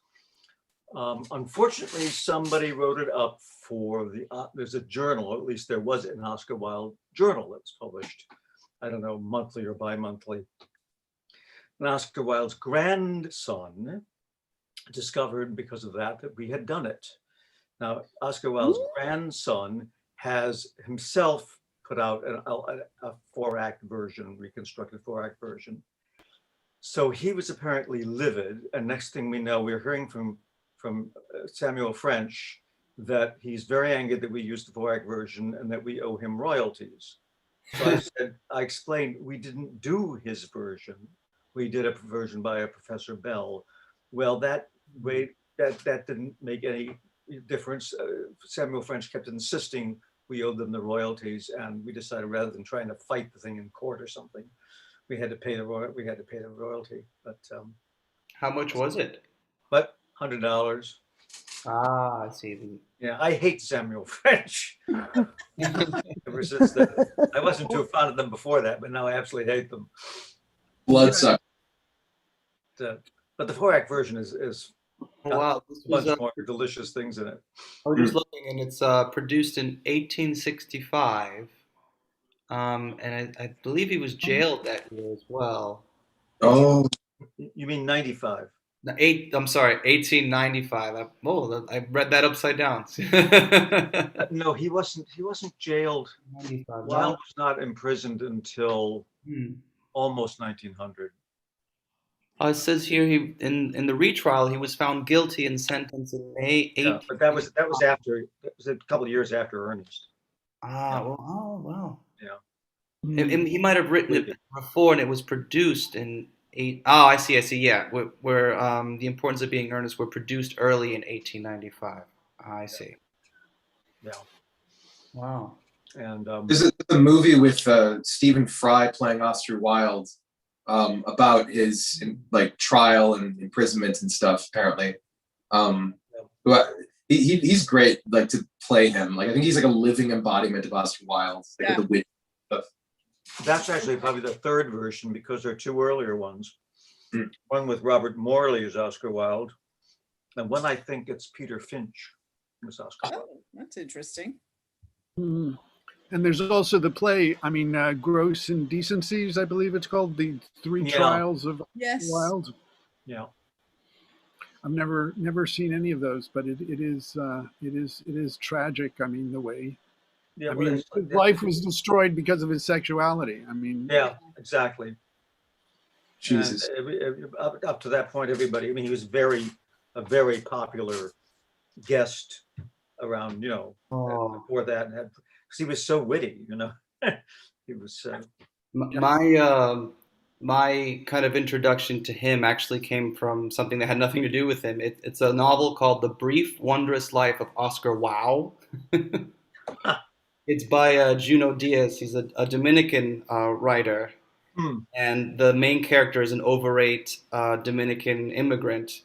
But he's so witty and everything, people call him Oscar Wilde. But because they can't pronounce Wilde, they call it Wilde. Yeah, yeah, and that's what I looked up. Well, who is this guy? And I was like, oh, he's a big deal. In addition to which, he was, despite all the wit and the fact that he could really lay on the barbs, apparently he was really a very kind man. And so it was just, the whole destruction of him was very sad. Interesting. Wow. And he had a wife and children too. Has anyone here ever read or seen An Ideal Husband? Oh yeah. They did it well. I mean, there was a brilliant production of it from Britain that was brought over. Oh, I have to go back quite a ways. But anyway, some wonderful people in it, like Martin Shaw, and so I saw that over here, and I actually saw another production of it over in England as well. When did you see it in England? When? Yeah. My first trip to London was 1979. I've been over there about 20 times, I think, actually. So not the 2011 Last production. can't afford to go anymore, but that's, I've seen a lot of productions over there. Wow. That's great. Yeah, I mean, it's difficult. I mean, I've seen productions of The Importance of Being Earnest, but really not of the other Wilde plays. Like, I've read An Ideal Husband, and I really like it a lot, and would like to see it, and we can probably do a reading of that at some point. Yeah. But or Lady Windermere's Fan. But I mean, this is just it's. We Did did anybody see the Brian Bedford one? Wild.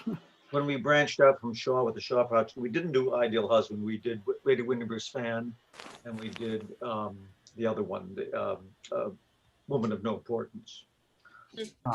Did anyone see the Brian Bedford one on Broadway, where Brian Bedford was Lady Bracknell? Yes. Well, yeah, me too. I was sitting with my nieces and my sister. My nieces were laughing so hard, not at the jokes, just at him. And especially that my sister didn't figure out till after intermission that Lady Bracknell was a guy. It was wonderful. It was brilliant. It was absolutely brilliant. Yeah. All right. Well, I think it's almost been about 10 minutes. So is everybody back and ready to go? And Alex? Yep. Let's see. So well, we've got Gwendolyn and Cecily, and that's who begins this. So that's what matters. And now we resume with the third act of The Importance of Being Earnest. Scene: morning room at the Manor House. The fact that they did not follow us at once into the house, as anyone else would have done, seems to me to show that they have some sense of shame left. They have been eating muffins. That looks like repentance. They don't seem to notice us at all. Couldn't you cough? But I haven't got a cough. Oh, they're looking at us. What effrontery.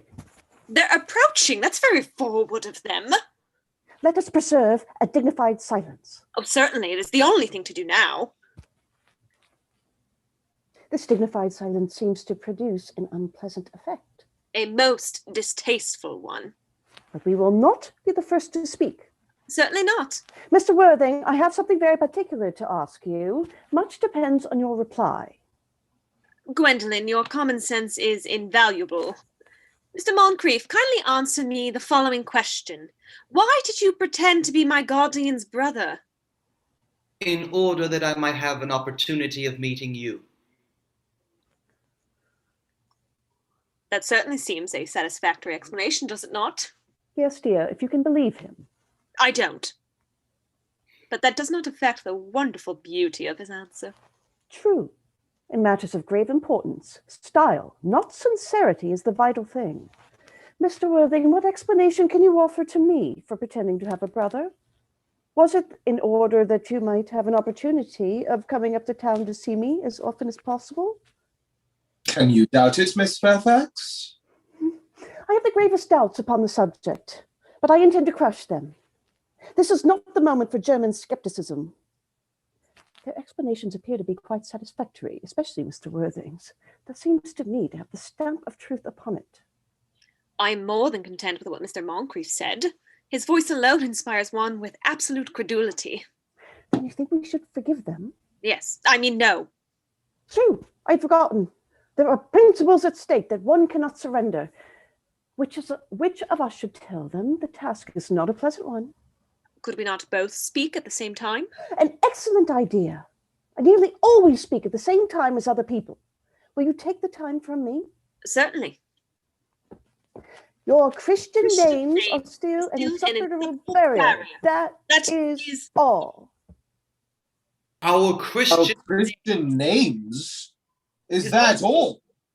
But we are going to be Christian this afternoon. For my sake, you are prepared to do this terrible thing? I am. Place me, you are ready to face this fearful ordeal? I am. How absurd to talk of the equality of the sexes, where questions of self-sacrifice are concerned. Men are infinitely beyond us. We are. They have moments of physical courage of which we women know absolutely nothing. Darling.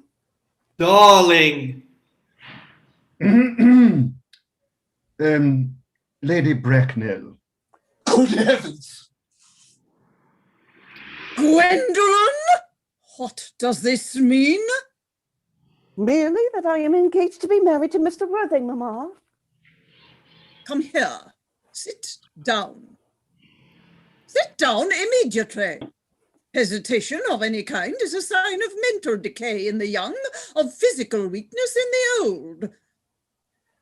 Apprised, sir, of my daughter's sudden flight by her trusty maid, whose confidence I purchased by means of a small coin, I followed her at once by a luggage train.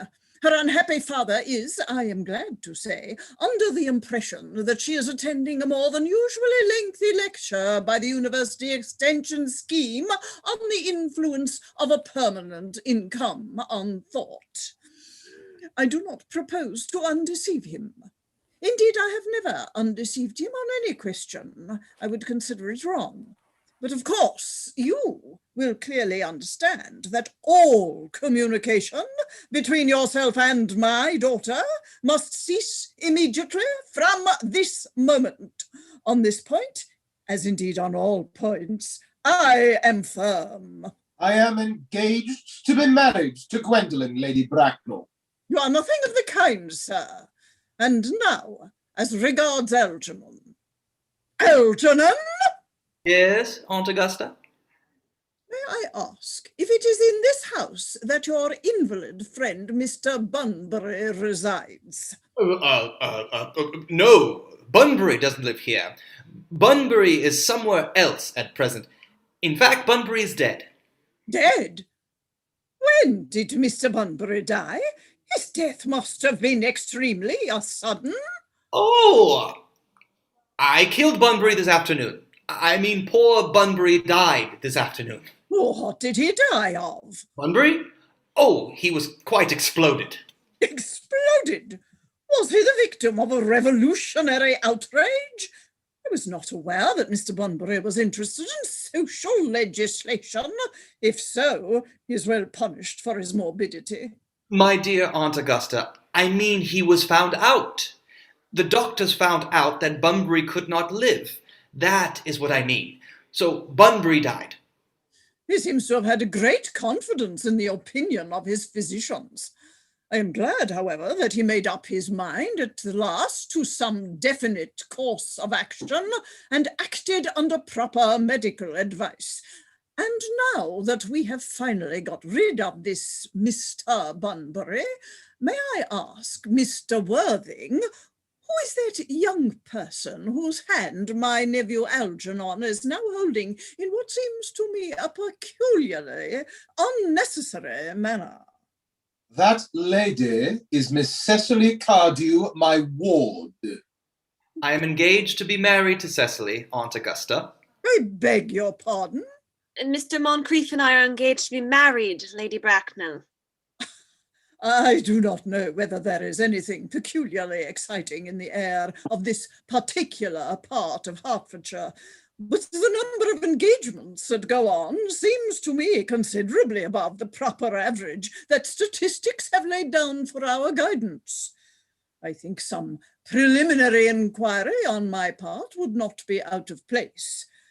Mr. Worthing, is Miss Cardew at all connected with any of the larger railway stations in London? I merely desire information. Until yesterday, I had no idea that there were any families or persons whose origin was a terminus. Miss Cardew is the granddaughter of the late Mr. Thomas Cardew of 149 Belgrave Square, S.W. Gervais Park, Dorking, Surrey, and the Sporin, Fifeshire, N.B. That sounds not unsatisfactory. 3 addresses always inspire confidence, even in tradesmen. But what proof have I of their authenticity? I have carefully preserved the court guides of the period that are open to your inspection, Lady Bracknell. I have known strange errors in that publication. Miss Cardew's family solicitors are Monsieur Markby, and Markby. Markby, and Markby.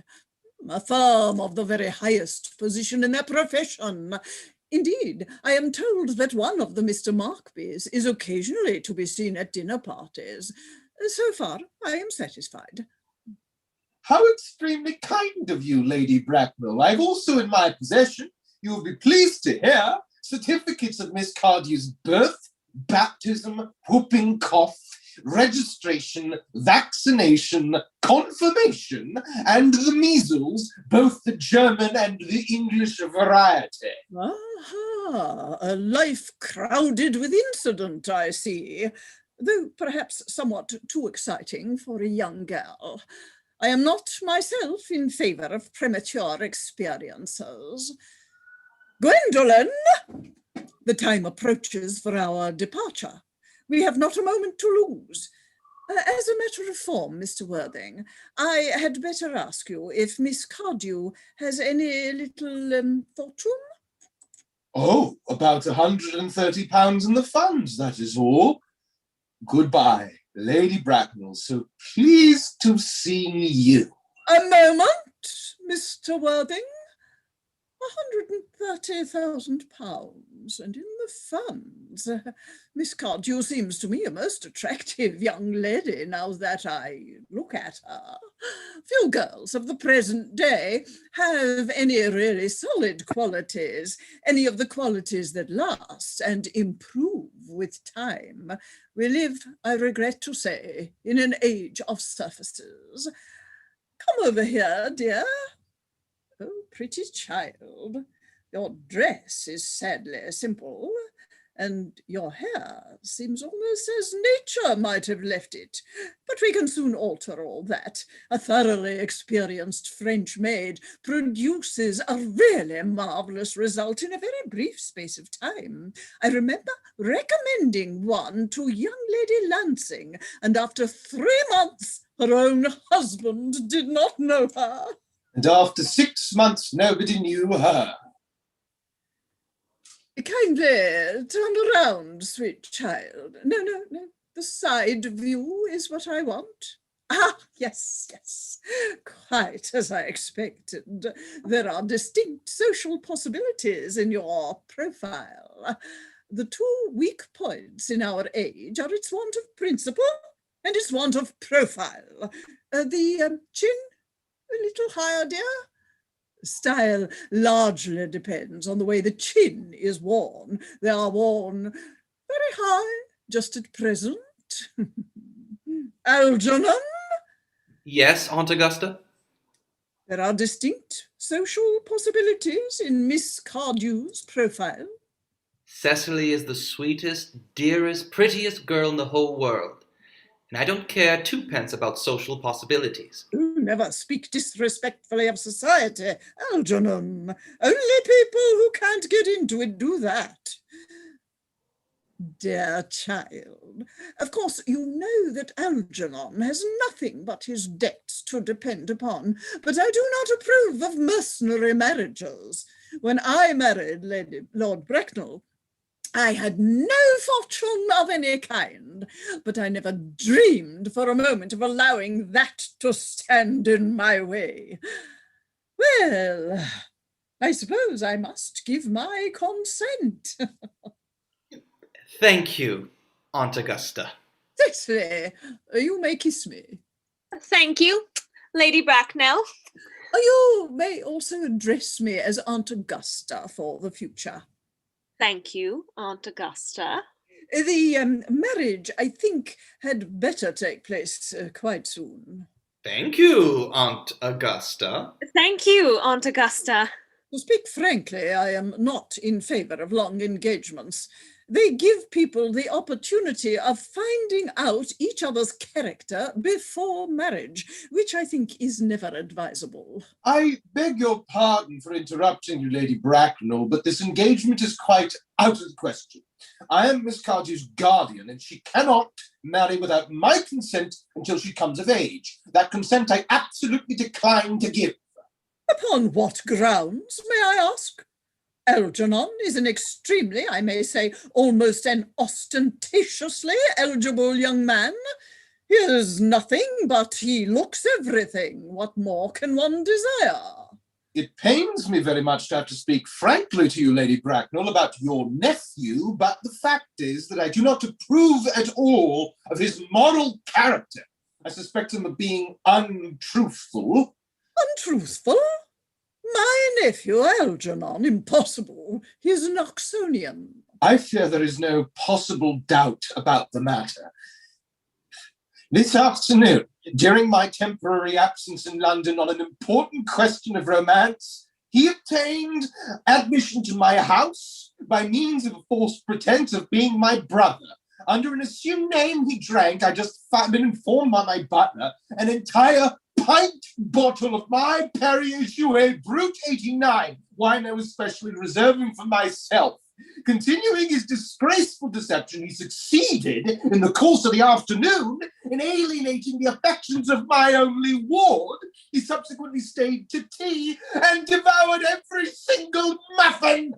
And what makes his conduct all the more heartless is that he was perfectly well aware from the first that I have no brother, that I've never had a brother, and that I don't intend to have a brother, not even of any kind. I distinctly told him so myself yesterday afternoon. Mr. Worthing, after careful consideration, I have decided entirely to overlook my nephew's conduct to you. That is very generous of you, Lady Bracknell. My own decision, however, is unalterable. I decline to give my consent. Come here, sweet child. How old are you, dear? Well, I am really only 18, but I always admit to 20 when I go to evening parties. You're perfectly right in making some slight alteration. Indeed, no woman should ever be quite accurate about her age. It looks so calculating. 18, but admitting to 20 at evening parties. Well, it will not be very long before you are of age and free from the restraints of tutelage. So I don't think your guardian's consent is, after all, a matter of any importance. Pray excuse me, Lady Bracknell, for interrupting you again, but it is only fair to tell you that according to the terms of her grandfather's will, Miss Cardew does not come legally of age until she is 35. That does not seem to me to be a grave objection. 35 is a very attractive age. London society is full of women of the very highest birth who have, of their own free choice, remained 35 for years. Lady Dumbleton is an instance in point. To my own knowledge, she has been 35 ever since she arrived at the age of 40, which was many years ago now. I see no reason why our dear Cecily should not be even still more attractive at that age that you mention than she is at present. There will be a large accumulation of property. Algy, could you wait for me till I was 35? Of course I could, Cecily. You know I could. Yes, I felt it instinctively, but I couldn't wait all that time. I hate waiting even 5 minutes for anybody. It always makes me rather cross. I am not punctual myself, I know, but I do like punctuality in others, and waiting, even to be married, is quite out of the question. Then what is to be done, Cecily? I don't know, Mr. Moncrief. My dear Mr. Worthing, as Miss Cardew states positively that she cannot wait till she is 35, a remark which I am bound to say seems to me to show a somewhat impatient nature, I would beg of you to reconsider your decision. But, my dear Lady Bracknell, the matter is entirely in your own hands. The moment you consent to my marriage with Gwendolen, I will most gladly allow your nephew to form an alliance with my ward. You must be quite aware that what you propose is out of the question. Then a passionate celibacy is all that any of us can look forward to. That is not the destiny I propose for Gwendolen. Algernon, of course, can choose for himself. Come, dear, we have already missed 5, if not 6 trains. To miss any more might expose us to comment on the platform. Everything is quite ready for the christenings? The christening, sir, is not that somewhat premature? Both these gentlemen have expressed a desire for immediate baptism. Oh, at their age. The idea is grotesque and irreligious. Algernon, I forbid you to be baptized. I will not hear of such excesses. Lord Bracknell would be highly displeased if he learned that that was the way in which you wasted your time and money. Am I to understand that there are to be no christenings at all this afternoon? I don't think, as things are now, it would be very much practical value to either of us, Dr. Chasuble. I am grieved to hear such sentiments from you, Mr. Worthing. They savour of the heretical views of the Anabaptists, views that I have completely refuted in 4 of my unpublished sermons. However, as your present mood seems to be one peculiarly secular, I will return to the church at once. Indeed, I have just been informed by the pew opener that for the last hour and a half, Miss Prism has been waiting for me in the vestry. Miss Prism? Did I hear you mention a Miss Prism? Yes, Lady Bracknell. I'm on my way to join her. Pray allow me to detain you for a moment. This matter may prove to be one of vital importance to Lord Bracknell and myself. Is this Miss Prism, a female of repellent aspect, remotely connected with education? Oh, she is a most cultivated of ladies, and the very picture of respectability. Oh, it is obviously the same person. May I ask what position she holds in your household? I am a celibate, madam. Miss Prism, Lady Bracknell, has been for the last 3 years Miss Cardew's esteemed governess and valued companion. In spite of what I hear of her, I must see her at once. Let her be sent for. She approaches. She is nigh.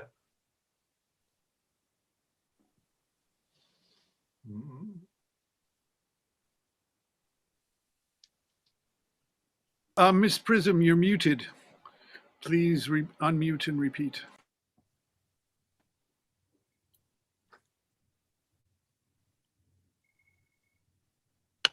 I was told you expected me in the vestry, dear Canon. I've been waiting for you there for 1 hour and 3/4. Ah. Prism! Come here, Prism. Prism, where is that baby? 28 years ago, Prism, you left Lord Bracknell's house, number 104, Upper Grosvenor Square, in charge of a perambulator that contained a baby of the male sex. You never returned. A few weeks later, through the elaborate investigations of the Metropolitan Police, the perambulator was discovered at midnight, standing by itself in a remote corner of Bayswater. It contained the manuscript of a 3-volume novel of more than usually revolting sentimentality. But the baby was not there. Prism, where is that baby? Lady Bracknell, I admit with shame I do not know. I only wish I did. The plain facts of the case are these. on the morning of the day you mention, a day that is forever branded on my memory, I prepared as usual to take the baby out in its perambulator. I had also with me a somewhat old but capacious handbag in which I had intended to place the manuscript of work of fiction that I had written during my few unoccupied hours. In a moment of mental abstraction, for which I can never forgive myself, I deposited the manuscript in the bassinet and placed the baby in the handbag. But where did you deposit the handbag? Do not ask me, Mr. Worthing. Miss Prism, this is a matter of no small importance to me. I insist on knowing where you deposited the handbag that contained that infant. I left it in the cloakroom of one of the larger railway stations in London. What railway station? Victoria, the Brighton line. I must retire to my room for a moment. Gwendolen, wait here for me. You're not too long. I will wait here for you all my life. What do you think this means, Lady Bracknell? I dare not even suspect, Dr. Chasuble. I need hardly tell you that in families of high position, strange coincidences are not supposed to occur. They are hardly considered the thing. Uncle Jack seems strangely agitated. Your guardian has a very emotional nature. This noise is extremely unpleasant. It sounds as if he was having an argument. I dislike arguments of any kind. They are always vulgar and often convincing. It has stopped now. I wish he would arrive at some conclusion. This suspense is terrible. I hope it will last. Is this the handbag, Miss Prism? Examine it carefully before you speak. The happiness of more than one life depends on your answer. It seems to be mine. Yes, here's the injury it received through the upsetting of a Gower Street omnibus in younger and happier days. Here's the stain on the lining caused by the explosion of a temperance beverage, an incident that occurred in Leamington, and here on the back are my initials. I'd forgotten that in an extravagant mood, I had had them placed there. The bag is undoubtedly mine. I am delighted to have it so unexpectedly restored to me. It had been a great inconvenience being without it all these years. Prism, more is restored to you than this handbag. I was the baby you placed in it. You? Yes, Mother. Mr. Worthing, I am unmarried. Unmarried? I do not deny that it's a serious blow, but after all, who has the right to cast a stone against one who has suffered? Cannot repentance wipe out an act of folly? Why should there be one law for men and another for women? Mother, I forgive you. Mr. Worthing, there is some error. There is a lady who can tell you what you really are. Lady Bracknell, I hate to seem inquisitive, but would you kindly inform me who I am? I am afraid that the news I have to give you will not altogether please you. You are the son of my poor sister, Mrs. Moncrief, and consequently Algernon's elder brother. Alger's elder brother? And then I have a brother after all. I knew I had a brother. I always said I had a brother. Cecily, how could you have ever doubted that I had a brother? Dr. Chasuble, my unfortunate brother. Miss Prism, my unfortunate brother. Gwendolen, my unfortunate brother. Al, you young scoundrel, you will have to treat me with more respect in the future. You have never behaved to me like a brother in all your life. Well, not till today, old boy, I admit. I did my best, however, though I was out of practice. My own. But what own are you? What is your Christian name now that you have become someone else? Good heavens, I've quite forgotten that point. Your decision on the subject of my name is irrevocable, I suppose? I never change, except in my affections. What a noble nature you have, Gwendolen. Then the question better be cleared up at once. Aunt Augusta, a moment. At the time when Miss Prism left me in the handbag, had I been christened already? Every luxury that money could buy, including christening, had been lavished on you by your fond and doting parents. Then I was christened. That's settled. Now, what name was I given? Let me know the worst. Being the eldest son, you are naturally christened after your father. Yes, but what was my father's Christian name?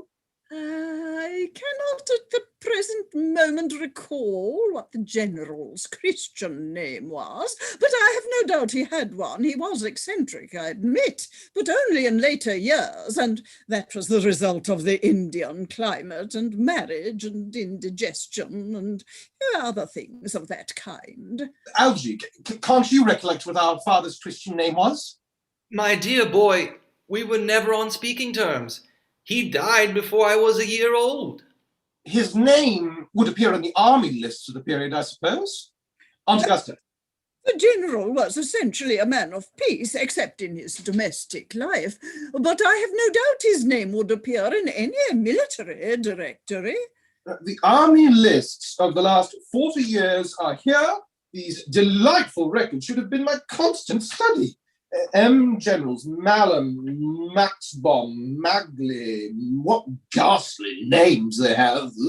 Mark B, Nigsby, Morphs, Moncrief, Lieutenant 1840, Captain, Lieutenant, Colonel, General 1869. Christian names, Ernest John. I've always told you, Gwendolyn, my name was Ernest, didn't I? Well, it is Ernest after all. I mean, it is naturally Ernest. Yes, I remember now that the general was called Ernest.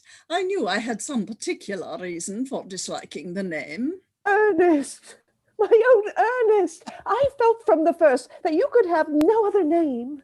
Oh, Gwendolyn, it is a terrible thing for a man to find out suddenly that all his life he's been speaking nothing but the truth. Can you forgive me? I can, for I feel that you are sure to change. Oh, my own one. Letitia. Frederick at last! Cecily, at last! Gwendolyn, at last! My nephew, you seem to be displaying signs of triviality. On the contrary, Aunt Augusta, I've now realized for the first time in my life the vital importance of being earnest.